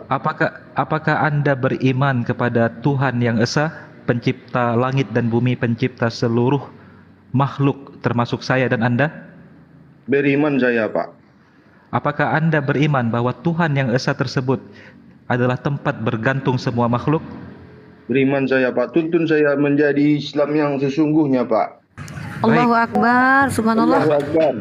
Abang Da Tembak, apakah Anda beriman bahwa Tuhan yang Esa tidak pantas dan tidak layak dikatakan bahwa Tuhan tersebut memperanakkan dan diperanakkan? Beriman saya, Pak. Apakah Anda beriman bahwa Tuhan yang Esa tersebut adalah Tuhan yang Maha Suci, Maha Mulia, tidak bisa disamakan, disetarakan, apalagi dikatakan dia sama atau serupa dengan makhluk, dengan manusia? Beriman saya, Pak. Saya sudah belajar banyak juga tentang Islam, Pak. Baiklah abangku, Tuntun saya, Pak. biarkan hidayah Allah sampai kepada Anda dengan keimanan dan dengan akal. Saya menanyakan sekali lagi kepada Anda, apakah Anda bersedia menjadi seorang Muslim? Saya bersedia, Pak. Tolong saya, Pak. Selamatkan saya. Semoga Bapak masuk surga. Allahumma amin. Saya mendoakan Bapak dan kita semua yang menerima cahaya kebenaran dari Allah, Allah pertemukan kita dan kumpulkan kita di surganya Allah. Abangda Zuma, Abangda Tembak siap bersyahadat pada hari ini bersama kita. Tolong dibimbing Abangda. Masya Allah. Saya bersedia, Pak. Tuntut Oke, saya, Pak. baik. Masya Allah. Iya, iya. Saya jadi terharu ini. Allahu Akbar. Saya bersyukur jumpa ini, Pak. Apa namanya ini? Room ini, Pak. Oke, baik. Mungkin saya boleh tanya sesuatu. Bapak sebelumnya beragama apa, saudara saya? Beragama Kristen saya, Pak. Kristen. Jadi sekarang saudara ingin masuk Islam dengan mengikuti prosesi pengucapan syahadat ya? Iya, Pak. Tidak ada paksaan? Tidak ada paksaan, Pak. Saya sudah belajar, Pak, tentang Islam. Saya dengan sungguh-sungguh dari hati yang paling dalam. Mudah-mudahan saya benar-benar tidak menipu diri dan Tuhan saya, Pak. Baik. Oke. Terlepas saudara ikhlas ataupun tidak, itu urusan sahabat saya, saudara saya dengan Allah Subhanahu wa taala. Boleh ikuti saya, Pak ya? Iya, Apa Pak. yang saya ucapkan Bapak ikuti ya? Iya, Pak. Bismillahirrahmanirrahim. Dengan menyebut nama Allah. Yang Maha Pemurah. Lagi Maha Penyayang. Asyhadu. Allah. Ilaha. Illallah. Wa asyhadu. Anna. Muhammadan. Rasulullah. Aku bersaksi. Tidak ada Tuhan. Selain Allah. Dan aku bersaksi. Bahwa Muhammad. Utusan Allah. Allahu Akbar. Sah. Sahabat-sahabat. Takbir. Allahu Akbar. Ya, silakan Dinda Bang Ali, mungkin ada wejangan yang ingin disampaikan kepada beliau setelah beliau menyatakan diri sebagai seorang muslim. Silakan. Abangku, Bang Tembak, Allah telah memberikan hidayah kepada Anda dan Anda menerima hidayah dengan sangat rendah diri di hadapan Tuhan semesta alam. Maka kewajiban pertama bagi Anda yang telah kembali kepada fitrah untuk beriman kepada Tuhan semesta alam ini, berserah diri kepadanya, adalah dengan melakukan pembersihan jasmani Anda, melakukan mandi dengan air yang jernih, air yang bersih, mengucurkan seluruh tubuh Anda untuk melunturkan segala kotoran dan najis-najis masa lalu yang pernah menempel pada tubuh Anda. Iya, Pak. Sekaligus niatnya Bang Ali. Baik. Anda lakukan proses tersebut yang pertama sekali dengan mengucapkan nama Allah, Bismillahirrahmanirrahim, dengan nama Allah yang Maha Pemurah lagi Maha Penyayang. Lalu Anda niatkan dalam hati Anda dengan bahasa Indonesia, aku berniat karena Allah melakukan mandi wajib untuk menggugurkan seluruh najis kotoran dari tubuhku karena Allah Ta'ala. Lalu Anda guyurkan seluruh tubuh Anda dimulai dari sebelah kanan, lalu guyurkan sebelah kiri, dan Anda bersihkan seluruh tubuh Anda. Lalu mandi seperti proses biasanya mandi dengan menggunakan sabun, menggunakan sampo. Lalu diakhiri dengan Anda berwudu, yaitu mencuci tangan Anda berkumur-kumur, membasuh muka Anda, lalu mencuci lengan Anda, membasuh kepala Anda, lalu mencuci kaki Anda. Dan setelah hal tersebut, Anda telah menjadi seorang insan yang fitrah, yang digugurkan seluruh dosa masa lalunya, dan kami sebagai muslim dari lahir harus beriri hati kepada Anda. Anda dinyatakan oleh Allah dalam Al-Quran sebagai seseorang yang memulai kehidupan dari nol kembali, sebagaimana bayi yang baru lahir di dunia ini. Anda putih bersih tanpa celah dan tanpa noda masa lalu. Amin. Ya Rabbal. Anda mulai kehidupan Anda dengan belajar Islam. Saya sarankan datang ke masjid terdekat, menyatakan keislaman Anda. Anda bisa mendaftarkan diri Anda secara administrasi kenegaraan sebagai seorang muslim, dan akan dipandu oleh para ustadz dan para pengurus di tempat masjid terdekat di daerah Anda. Kalau saya boleh tahu, Anda berada di Sumatera Utara? Betul, Pak. Di Siantar. Di daerah saya. Masya Allah, di Siantar, Pak. Insya Allah Bapak, boleh saya tahu Bapak dari Batak atau Karo? Saya Batak, Pak. Dari orang tua, Pak. Cuman saya sekarang udah merantau jauh di Kalimantan. Oh, Masya Allah. Bapak sekarang berada di Kalimantan? Iya, Pak. Ya, Bapak di Kalimantan mana, Pak? Kalau kami boleh tahu? Rahasia, Pak. Baik, baik. Ini saya Iya. udah diserang ini, Pak. Akun saya udah banyak yang curiga sama saya ini, Pak. Baik, baik, Pak. Bapak, Semoga saya bisa menjalankan Islam ini dengan sungguh-sungguh, Pak. amin, amin, Allahumma amin. Saya sudah diteror ini. Terima kasih banyak, Pak. Baik, Atas Bapak. bantuan bapak-bapak, ustadz-ustadz semua yang ada di room ini. Saya mohon mundur. Karena saya udah diserang ini, Pak. Dengan orang-orang Kristen ini, tidak terima dia saya masuk Islam ini, Pak. Dituduh saya tidak apa ini. Pak Tembak, di follow akun Unirifa, nanti Bapak bisa berkomunikasi dengan. Sebentar Pak Albertus, sebentar Halo? ya. Sabar Pak Albertus, sabar. Dia turun. Sabar Turun dulu dia. Pak Albertus, Dia sabar. Biarkan aja dia, kenapa? Maksud saya gini, saya tidak mau menyerang dia, saya tidak menyerang dia. Saya Pak Hurriyat. berikan selamat kepada dia. Ya. Kita beragamalah, setelah di sana beragamalah yang baik dan benar. Jangan juga setelah di sana menyerang yang lama, gitu dulu. Ya, baik. Iya, Pak. Jadi orang Saya tidak akan menyerang agama-agama lama, Pak. Cuma saya pertanyaan tadi, Kristen itu tidak pernah akan masuk surga, Pak. Neraka selama-lamanya. Terus kawan saya itu bilang, di akhir zaman nanti, kita ini semuanya Islam, Pak. Tidak ada agama lain selain Islam. Di akhir zaman. Yang saya tahu. Jadi sebelum akhir zaman ini terjadi, alangkah baiknya saya sekarang cepat masuk Islam, Pak. Begitu, Pak. Oke. Apakah benar itu, Pak Ustaz? Baik Pak Betul, Bang. Tembak.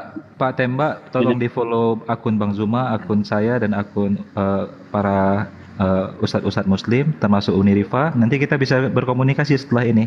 Bapak bisa belajar, bisa kita undang masuk ke Komal untuk berdiskusi, untuk mempelajari tentang Islam lebih lanjut. Dan saya sarankan segera memperkenalkan diri ke masjid terdekat ya Pak ya. Iya, Pak. Baik Pak Tembak. Terima kasih banyak atas partisipasinya. Semoga Allah berikan keistiqomahan kepada Bapak. Dokumentasinya Dinda, supaya dia punya legalitas keislaman, datang ke masjid, nyatakan sudah bersyahadat, minta untuk diberikan sertifikat atau ijazah mu'allaf. Iya. Iya, Pak. Nanti insya Allah kita komunikasi di belakang ini dengan Pak Tembak melalui DM ya Pak ya.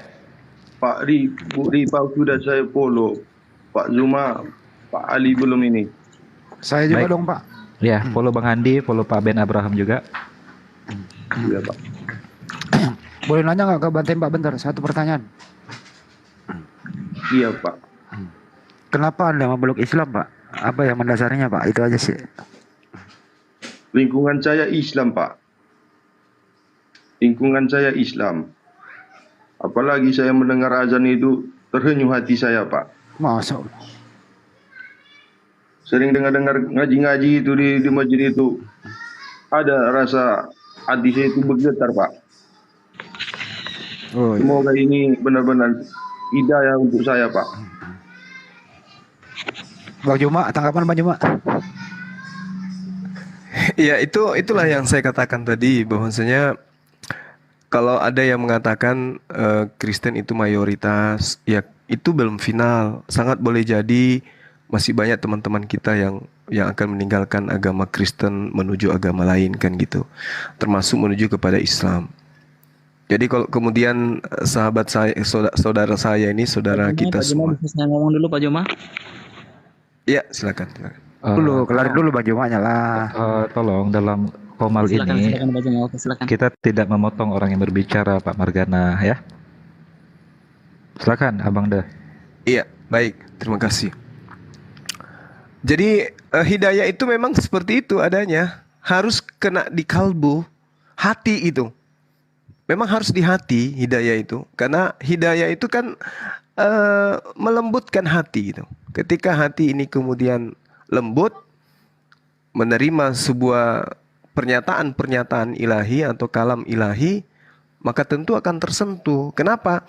Kita manusia dicipta oleh Allah, ada perangkat, ada alat yang disimpan oleh Allah di dalam diri kita sejak kita dicipta, yaitu kalbu. Kalbu ini sedikit aja tersentuh, terenyuh dia. Apalagi tentang kebenaran, terenyuh dia. Nah, kenapa ada kemudian istilah kafir? Karena mereka menutup hati. Mereka mengeraskan hatinya menerima kebenaran itu. Padahal banyak hal. Ada sahabat saya juga misionaris. Dia kebetulan ngekos, ya, ngekos kemudian di rumah orang kaya. Orang kaya ini bertetangga dengan orang yang biasa-biasa aja. Tapi dia menyiapkan keran air di depan rumahnya. Orang yang biasa-biasa ini menyiapkan keran air depan rumahnya, di mana di situ dekat dengan musola. Jadi setiap hari dia melihat orang berbondong-bondong menggunakan air yang ada di depan rumah orang yang sederhana itu. Dia orang berwudu dan seterusnya. Suatu hari dia tanya, dia pura-pura belanja gitu, masakan jadi, kebetulan yang punya rumah itu jualan. Ditanya, Pak, itu airnya berapa ya kalau saya mau ambil 1 ember? Oh, itu gratis itu nak. Itu memang sengaja kusiapkan untuk orang-orang yang mau menggunakan, apalagi mereka yang mau numpang sholat di musola sana, tidak ada tempat wudhu atau mereka berdesakan tempat wudhunya sedikit, mereka boleh di sini. Oh iya Pak, pantasan mereka di situ antri setiap saat ya Pak ya. Hanya gara-gara tempat wudhu, hanya gara-gara keran air, saudara saya misionaris ini memeluk Islam. Ini hidayah, itulah hidayah. Jadi ketika akal dan hati kemudian bekerja sama, terkonek dia dengan kalam ilahi, insya Allah orang itu kemudian bisa mendapatkan hidayah. Saya kira gitu, sahabat-sahabat. Lanjut. Masya Allah, Masya Allah. Tadi saya juga terenyuh bahwa ternyata penyebab hidayahnya kepada Pak Temba adalah karena mendengar azan, mendengar ayat-ayat Al-Quran dibacakan. Allah Subhanahu wa taala menarasikan ini teman-teman. Surat Al-Anfal ayat kedua, innamal mu'minuna alladzina idza dzukirallah wajilat qulubuhum. Orang-orang beriman adalah ketika mereka mendengar nama Allah disebutkan, bergetar hati mereka. Wa idza tuliyat alaihim ayatuhu, dan ketika dibacakan ayat-ayat Allah kepada mereka, zadathum imana, bertambah keimanan mereka. Wa ala rabbihim yatawakkalun, dan kepada Tuhan mereka berserah diri. Ulaika humul mu'minuna haqqa, mereka itulah orang-orang yang beriman yang hakiki, yang benar. Allah Subhanahu wa taala menyatakan orang beriman yang benar ketika mendengar nama Allah dan ayat Al-Qur'an dibacakan, bergetar hati mereka. Dan asbab hidayah dari saudara kita Pak Temba karena dia mendengarkan nama Allah dalam azan dan ayat-ayat Allah yang dibacakan di masjid tempat dia tinggal. Allahu Akbar. Silakan Pak Margana, saya berikan kesempatan kepada Anda. Apa yang ingin Anda sampaikan tadi? Oke, terima kasih.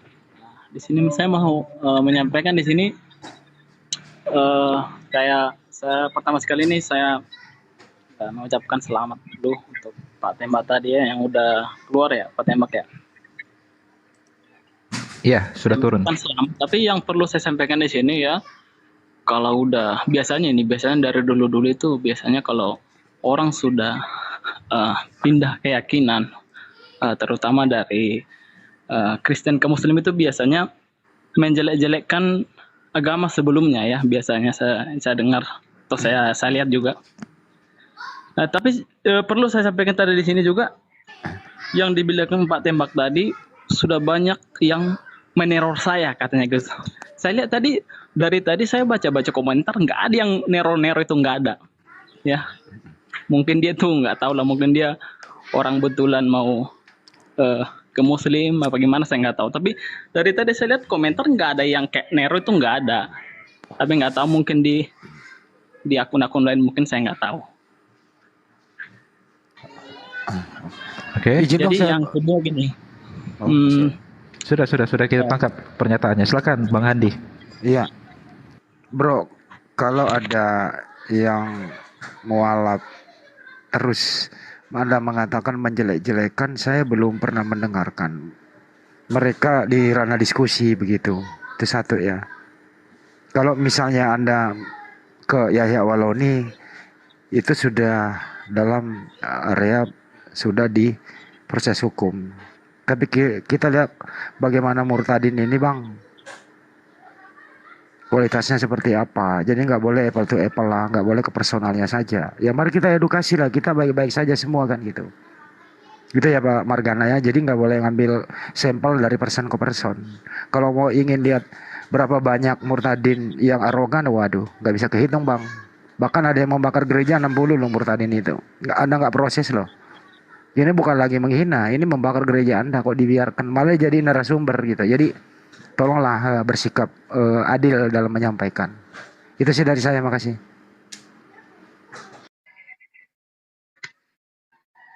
Saya tambahkan sedikit. Ya, kebetulan saya ini kan kesibukannya mengurus para mu'alaf. Jadi kalau hal teror meneror itu udah biasa. Yang jadi murtad diteror keluarganya juga ada. Yang mu'alaf diteror oleh keluarganya pun ada. Banyak. Itu biasanya itu yang terjadi seperti itu. Hanya saja memang di negara kita ini, di Islam maupun di Kristen, itu banyak kondisi di mana kita itu biasanya menemukan adanya unsur kepura-puraan. Entah latar belakangnya apa yang membuat kepura-puraan itu terjadi, kita nggak tahu. Saya banyak menemukan, karena saya kebetulan adalah ketua Mu'alaf Center Indonesia di cabang Sulawesi Selatan, dan juga sekaligus sebagai ketua umum Makassar Mu'alaf Center Indonesia, dan juga pernah diamanahkan sebagai ketua Kanwil 5 untuk YPM At-Tauhid. Jadi kalau hal-hal yang seperti ini, ya saya sudah banyak temukan. Pura-pura jadi muslim, itu udah banyak kali. Sampai kita sekolahkan, itu sudah sering. Ternyata orang ini adalah orang titipan. Banyak yang kayak gitu. Jadi kita tidak perlu membesar-besarkan ketika ada yang mengaku diteror. Ya itu bisa jadi benar, bisa jadi tidak. Cukup kedewasaan kita menerima kenyataan yang ada. Saya juga pernah memualafkan seorang tokoh agama ya di Polmas, di Mamasa. Saya lama, dialognya itu lama, sampai hampir setahun kami.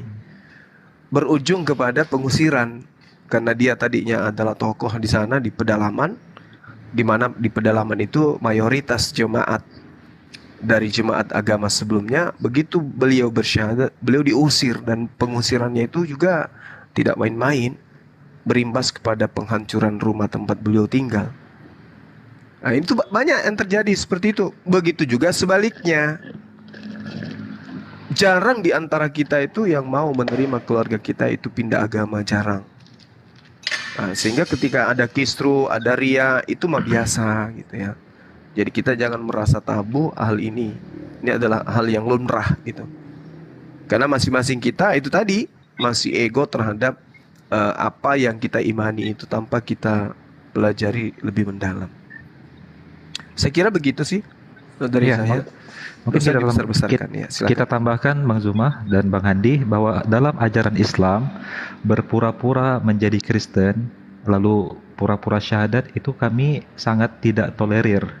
Karena jelas aturan Islam hukumnya mengatur orang yang berpura-pura menjadi agama lain murtad hukumnya. Iya, itu dihukum murtad, Dinda. Iya. Jadi kalau sedikit mohon maaf Dindaku, Silakan, jadi kalau silakan. ada yang muncul di sini di komal-komal komal-komal manapun terus hanya untuk mendapatkan jempol atau mendapatkan koin atau ingin dikenal kemudian naik ke komal, saya ini Kristen, saya dari Katolik, saya Islam, saya tahu Islam itu betul, saya mendengarkan azan, kemudian hati saya terenyuh, lalu disyahadatkan, walaupun tidak disyahadatkan dengan perkataan itu, sebenarnya mereka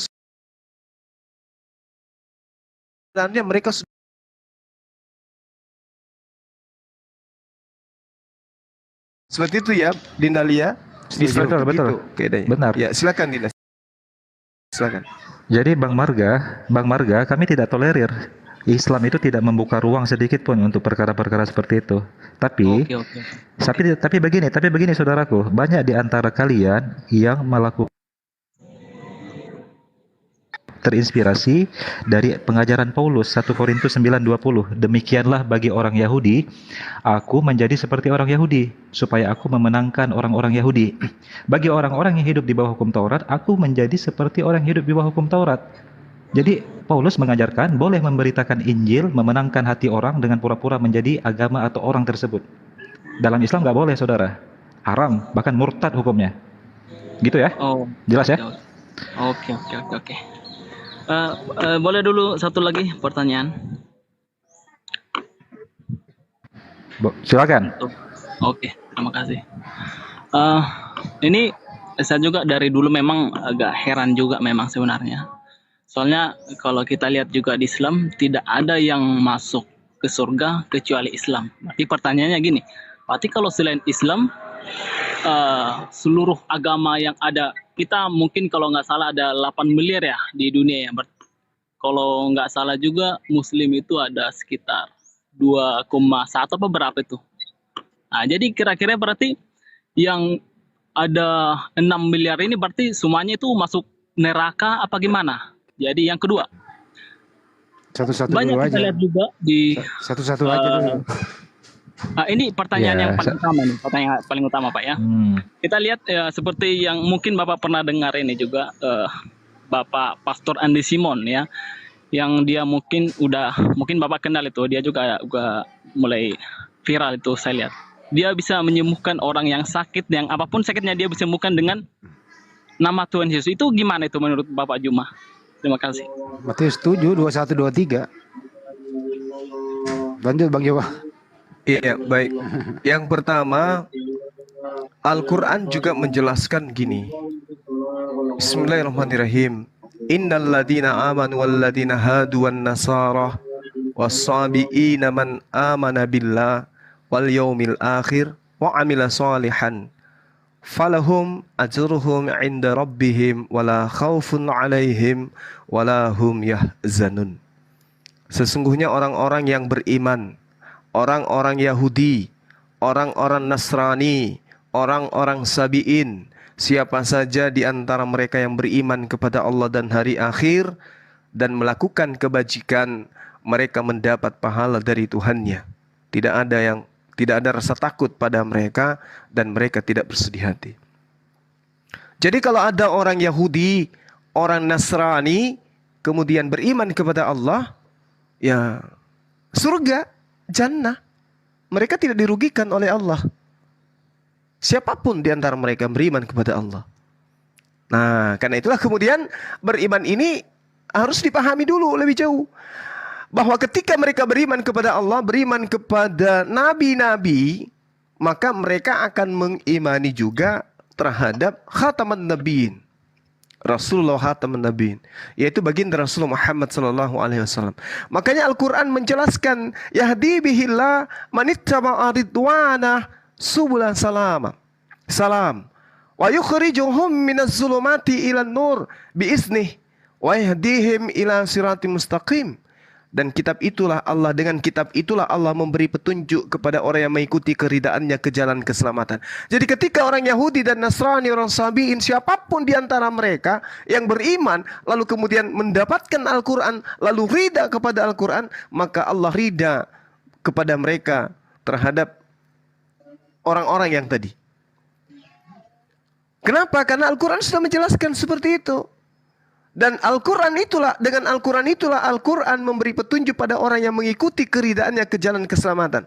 Dan dengan Al-Quran itu pula Allah mengeluarkan orang dari gelap gulita kepada cahaya dengan izinnya dan menunjukkan kepada jalan yang lurus. Jadi kalau Anda hari ini Anda mengatakan banyak orang yang tidak beriman kepada Al-Quran, ya berarti mati mereka dalam kekufuran mereka terhadap Quran, mati dalam keadaan kufur, neraka. Itu kesimpulan saya. Kemudian tadi yang kedua apa ya pertanyaannya? Ada orang-orang yang bisa menyembuhkan penyakit atas nama Yesus gitu. Iya, baik. Jadi kalau di kehidupan kami umat Islam, jelas sekali Allah Subhanahu wa taala itu Maha Kasih. Jadi tidaklah kemudian orang yang sujud menyembah kepadanya saja yang dikasih. Mau dia Hindu, Kristen, pastor, pendeta, manusia biasa, rakyat jelata, ketika dia minta, dikasih. Karena Allah itu maha malu. Allah itu maha pemalu dia. Ketika dia mengatakan dirinya sempurna, ketika dia mengatakan dirinya maha kuasa, ketika dia mengatakannya maha pengasih, maka dia malu untuk tidak memberi. Maka malu untuk tidak mengasih. Malu Allah itu. Jadi tidak dipilih. Oh, yang Islam itu yang benar. Maka yang Islam aja dikasih rezeki. Yang Islam aja dikasih kekuatan. Yang Islam aja dikasih keunggulan. Enggak. Semua hamba Allah, semua ciptaan Allah itu dikasih. Tapi tidak semuanya disayang. Allah maha kasih, Allah maha sayang. Semua ciptaannya dikasih. Dikasih udara. Oh, ini tidak menyembah saya tidak mau kasih oksigen. Oh, ini negara ini tidak mau sujud menyembah kepada aku. Oh, saya tidak kasih oksigen, tidak kasih udara dia, biar mati semua. Enggak seperti itu Allah itu. Jadi kalau hari ini Anda menemukan ada orang Kristen, ada orang Hindu, ada orang Buddha bermujizat dengan nama Yesus, itu zaman dulu sebelum Yesus itu banyak yang kayak gitu. Makanya ada yang percaya kepada dewa-dewa, ada yang percaya kepada roh-roh, ada yang percaya kepada takhayul. Kenapa? Karena dengan takhayul yang mereka percaya, mereka melihat kenyataan. Bisa. Akhirnya dia disesatkan dengan keadaan itu. Jadi bukan berarti mereka menyembuhkan dengan nama Yesus kemudian itulah benar. Karena kenapa? Banyak juga orang yang menyembuhkan hanya dengan membaca basmalah. Saya sendiri alhamdulillah bisa mengusir roh jahat hanya dengan basmalah. Apakah kemudian berarti wah ada dua Tuhan ini? Tuhan yang Kristen betul, Tuhan yang Islam juga betul. Karena Bang Suma juga bisa mengusir setan. Yang Andi Simon juga bisa mengusir setan. Ada dua Tuhan dong, bukan begitu. Allah itu maha pengasih. Yang dikasih, semua hambanya dikasih. Tetapi kalau dalam Al-Quran bahwa orang-orang yang kemudian melakukan tagut, menyembah selain daripada Allah, itulah yang dikatakan akan menempati tempat terendah di dalam neraka. Nah, coba Anda lihat kalau Al-Quran mungkin Anda tidak terlalu pahami, Anda lihat di dalam Matius 7 21 sampai 23, orang-orang yang diusir Yesus dengan mengatakan kalian semua pembuat kejahatan, justru mereka yang bermujizat, bernubuat, mengusir setan dengan menggunakan nama Yesus. Na'udzubillah summa na'udzubillah. Jadi itu tidak bisa dibanggakan. Bukankah kami telah mengusir setan, bermujizat, bernubuat demi namamu, wahai Yesus? Apa kata Yesus? Enyahlah daripadaku, engkau semua pembuat kejahatan. Pembuat kejahatan di dalam kitab saudara, Matius 13:50, tempatnya kemana? Dilemparkan ke dalam api neraka. Itu dalil, Bung, dalam kitab saudara. Demikian. Dinda, saya izin sejenak 10 menit boleh ya? Oh siap Abang Das. Oke, silakan. Makasih. Bang Marga, saya tambahkan ya, dalam konsep Islam kami mengenal adanya talbis dan istidraj.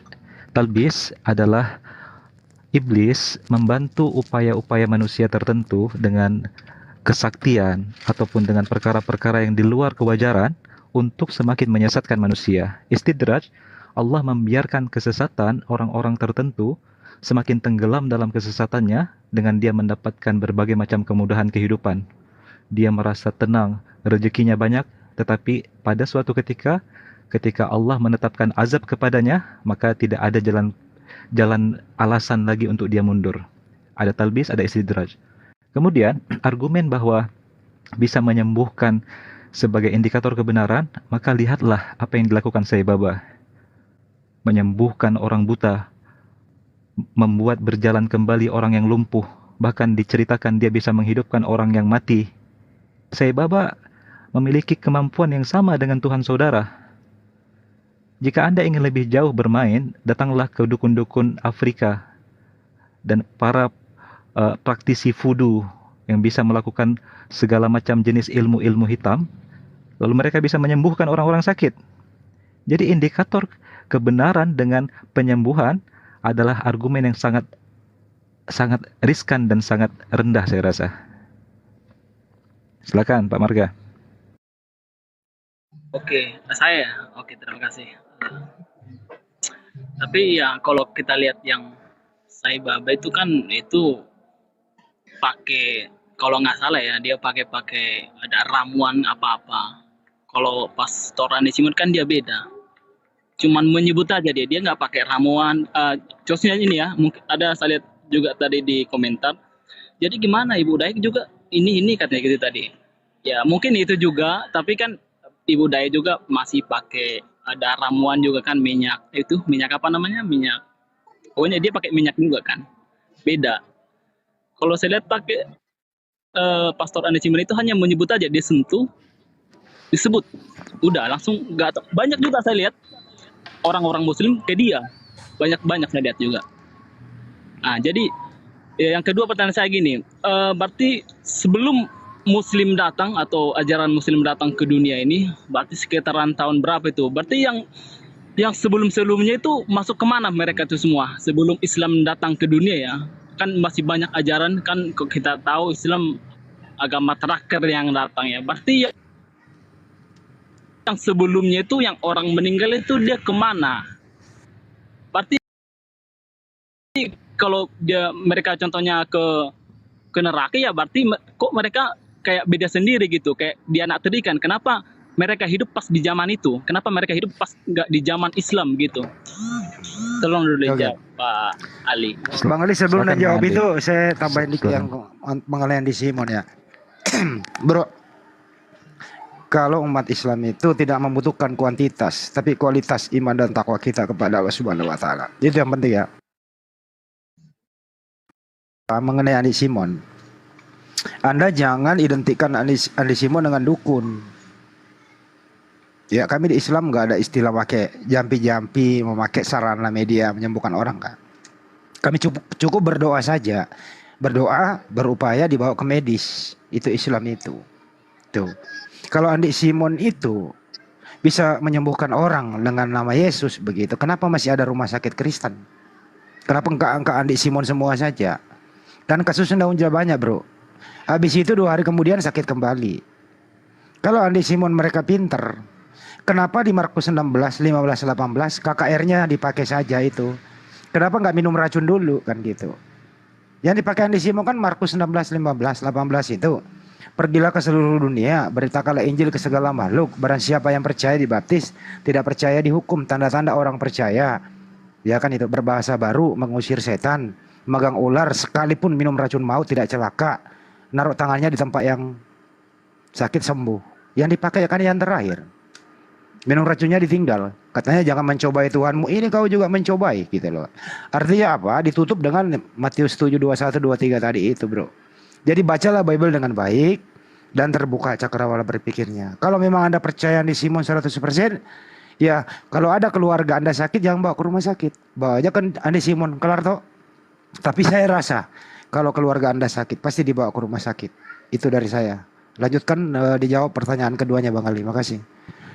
Baik, saya sambung lagi ya. Ada sebuah artikel menarik. Anda tinggal Google nanti dari tirto.id, salah satu portal berita besar Indonesia, membuat sebuah artikel yang pernah menghebohkan dengan judul Mega Church di Indonesia menjual mukjizat dan klaim kesuksesan. Artikel ini membongkar bagaimana skandal penyembuhan-penyembuhan yang dilakukan dengan dengan berbagai macam skandal penipuan di dalamnya dan gimmick-gimmick yang dipoles untuk menggait jemaat. Anda silakan baca. Bukan artikel Islam ini, tetapi dari tirto.id, salah satu portal besar Indonesia ya, menceritakan bagaimana gereja karismatik dibangun di atas skandal penipuan ini. Silakan Anda baca nanti, biar Anda mendapatkan referensi yang memadai tentang menggait jamaah dengan proses penyembuhan.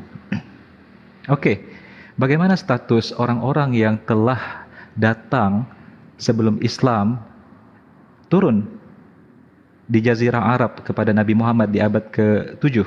Jawabannya sangat jelas sekali, bahwa Islam ini bukanlah agama ajaran baru.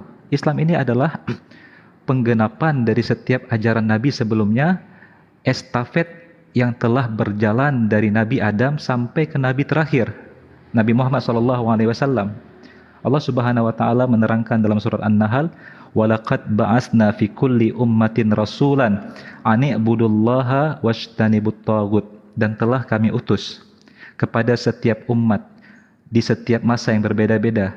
Setiap umat tersebut diutus seorang utusan kepada mereka dengan membawa misi ajaran yang sama, an i'budullah, yaitu menyembah kepada Tuhan yang esa, Allah Subhanahu wa taala, wajtanibut taghut, dan menjauhi peribadahan kepada berhala atau mensekutukan Tuhan. Jadi Islam tidak pernah mengklaim sebagai ajaran yang simsalabim datang seketika hanya di abad ke-7, tetapi ini kesinambungan estafet ajaran para nabi yang dalam perjalanan masa telah dirusak oleh manusia-manusia yang memang cenderung kepada kerusakan dan kesesatan. Maka setiap ajaran Nabi ini telah rusak, Allah mengutus Nabi baru untuk meluruskan mereka. Dan estafet terakhir dipegang dan dibawa oleh Nabi Muhammad sebagai ajaran terakhir Allah di atas muka bumi ini yang akan bertahan sampai akhir zaman kelak. Jadi Islam bukan ajaran baru, saudaraku. Ini adalah ajaran penyambung estafet para Nabi. Jadi tidak benar bahwa para umat-umat Nabi terdahulu yang beriman kepada Allah kami nyatakan adalah umat-umat yang masuk neraka. Salah. Malah Bang Zuma tadi telah mengutip ayat Al-Baqarah 62, "Innal ladzina amanu wal ladzina hadu wan nasara was-sabiin." Orang-orang beriman adalah dari kalangan orang-orang Yahudi juga, dari kalangan orang Nasrani juga, dari kalangan Sabiin juga. Siapa mereka? Alladzina amanu, orang-orang yang beriman kepada Allah. Alladzina amanu billah wal yaumil akhir, mereka beriman kepada hari akhir. Wa amilas sholihan, mereka mengerjakan amal soleh. Mereka itu disebut sebagai orang-orang yang tetap beriman walaupun mereka dari kalangan umat-umat terdahulu. Yahudi sebagai pengikutnya Nabi Musa yang beriman dengan benar kepada Allah, dan Nasrani sebagai pengikutnya Nabi Isa atau Yesus yang beriman dengan benar dengan ajarannya Nabi Yesus yang belum diselewengkan. Begitu saudara dalam keimanan kami.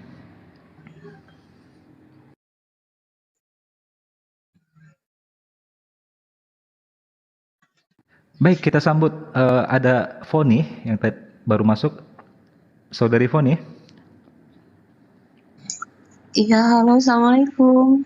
Waalaikumsalam. Anda muslimah atau non muslimah? Saya mualaf bang, udah lama, udah setahun. Mualaf, masya Allah. Baik, kita berikan kesempatan kepada saudara Kristen dulu untuk bertanya ya. Bang Edi Badai masih bersama kami.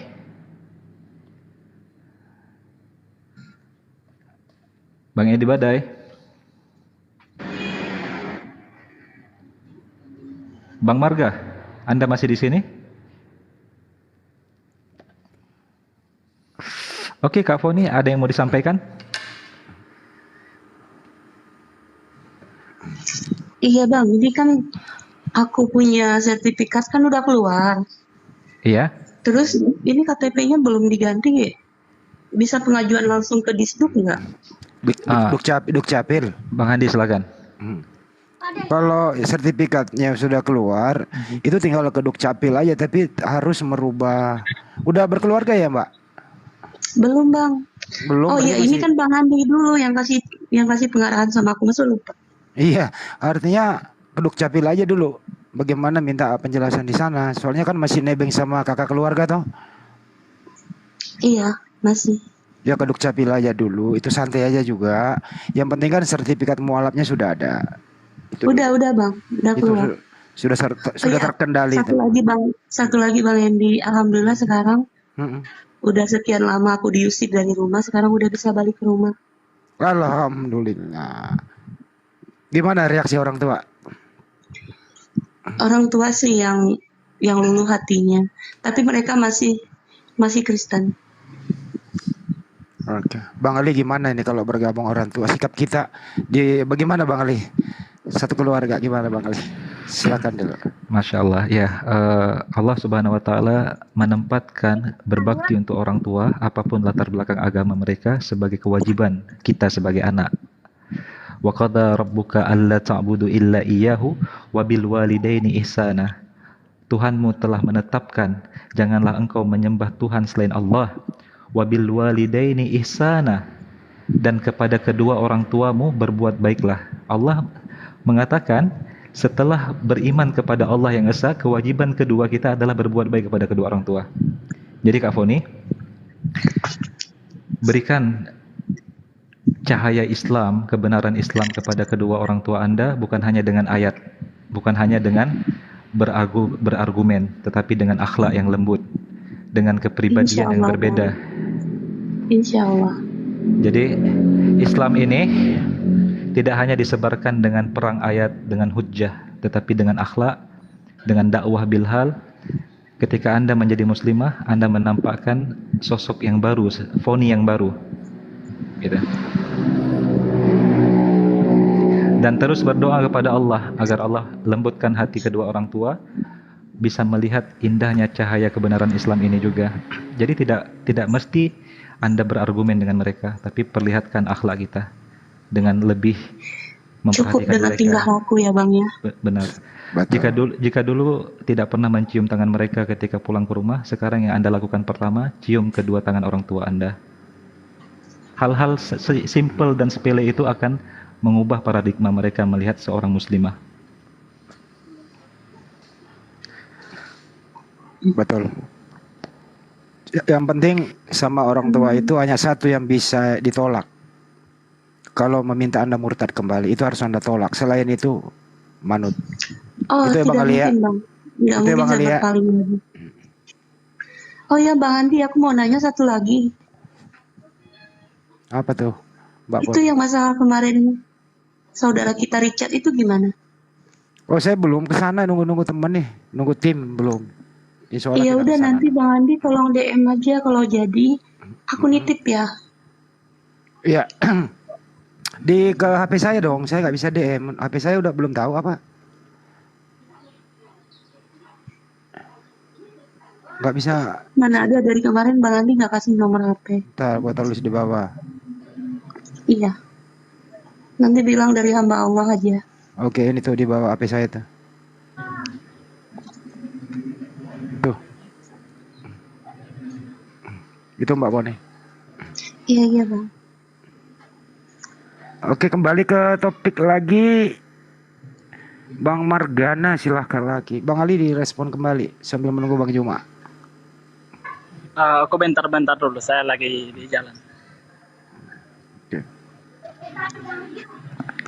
Pak Margana juga sibuk kayaknya.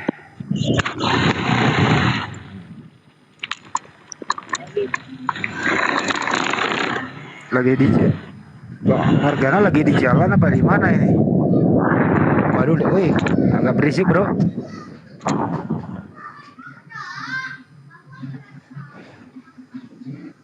Jadi diperkuat ya pertanyaan Margana mengenai Andi Simon ya.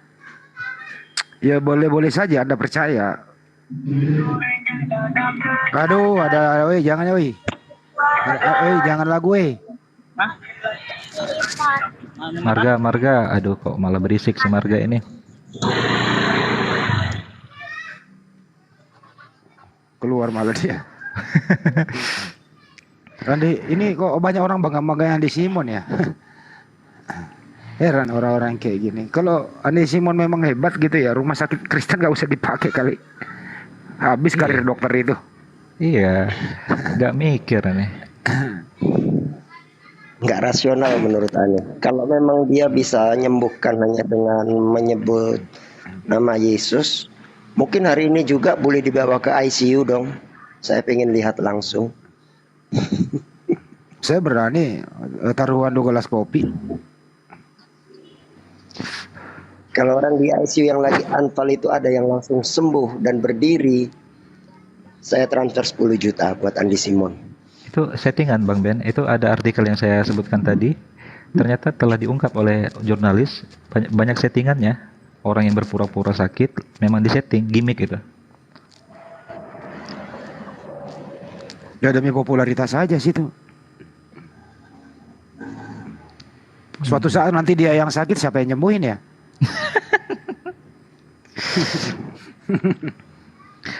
Lebih sakti Bang Edi. Bang Edi ini ngopi bareng Yesus katanya.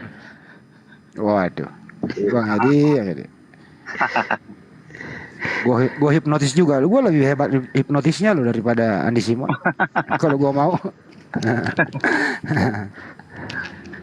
Coba ini tanya Profesor Edi nih tentang fenomena seperti Andi Simon itu gimana?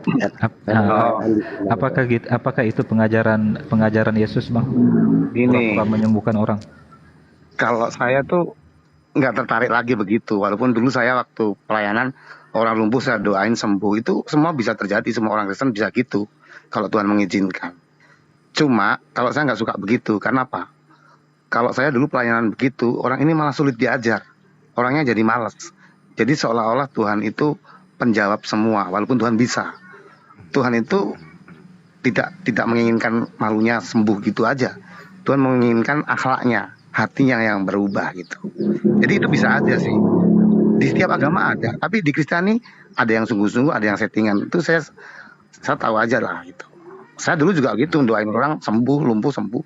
Cuma kan orang itu nanti kan juga bisa sakit lagi. Dan saya nggak suka, saya tuh tipikalnya pengajar. Jadi orang yang biasa senang di gereja, didoain, nangis-nangis, itu malas untuk bertumbuh dalam akhlak. Merubah hati itu sulit. Jadi manja gitu loh. Tapi gini, Bang Edi, memang ada motivasinya pengajaran Alkitab itu dengan pembuktian seperti itu. Misalnya Matius 17 kan berbicara tentang jika benar ada iman sebiji sawi saja, kau pasti bisa memindahkan gunung gitu. Loh, memang ada itu. Iya, terus pembuktian iman juga dengan minum racun gitu. Memang diajarkan dalam ajaran Anda itu. Begini, kalau ayat itu kan saya sering ditanya orang Muslim, saya tuh tahulah semua yang gitu. Ayat itu tuh kan peristiwa yang terjadi ketika Paulus begitu. Tapi ayat itu tidak mengatakan bahwa orang tuh mesti coba diuji minum racun. Bukan begitu maksudnya. Itu peristiwa yang ditulis dan kebetulan itu tidak mati atau ular nggak apa-apa. Itu sejarah gitu. Jadi nggak bisa diharuskan begitu, kan kita hidup di hukum alam. Tuhan tidak selalu melawan hukum alam kan, walaupun ada mujizat yang melewati hukum alam itu ada. Gitu. Itu dia. Kita berada dalam hukum pasti. Kalau kita di Islam ya Bang Aliap, to the point loh ya. Ada saudara kita sakit, wajib kita kunjungi, wajib kita doakan. Tapi bukan hanya berdoa saja, tapi berikhtiar dilakukan secara medis, diselesaikan dengan doa. Itu bukan dengan hipnotis, mencari populer, nggak boleh itu. Dulu saya agak gila aja, saya terus dibawa ke rumah sakit jiwa, sekarang sembuh gitu kan, tidak hanya didoain gitu. serius ini. Serius. Biasanya saya rumah sakit jiwa dikasihnya haloperidol tuh. Bercanda. Aku bisa hipnotis Bang Edi Bade ini. Isi dompetnya sekarang, sebentar dulu. Isi dompetnya sekarang isinya tinggal 15.500 perak. Ya ampun. Assalamualaikum warahmatullahi wabarakatuh. Masya Allah, sahabat-sahabat sekalian. Bagaimana? Kita tutup aja dulu ya sesi ini ya sahabat. Kita tutup materi kita ya. Insya Allah sebentar habis maghrib kita akan jumpa kembali. Dan yang pasti kemarin yang saya sampaikan ada yang ingin bersyahadat, itu ditunda disebabkan karena orang tuanya lagi di ICU ya. Sudah 2 hari orang tuanya di ICU karena sakit keras. Tapi tim kita tadi sudah menjenguk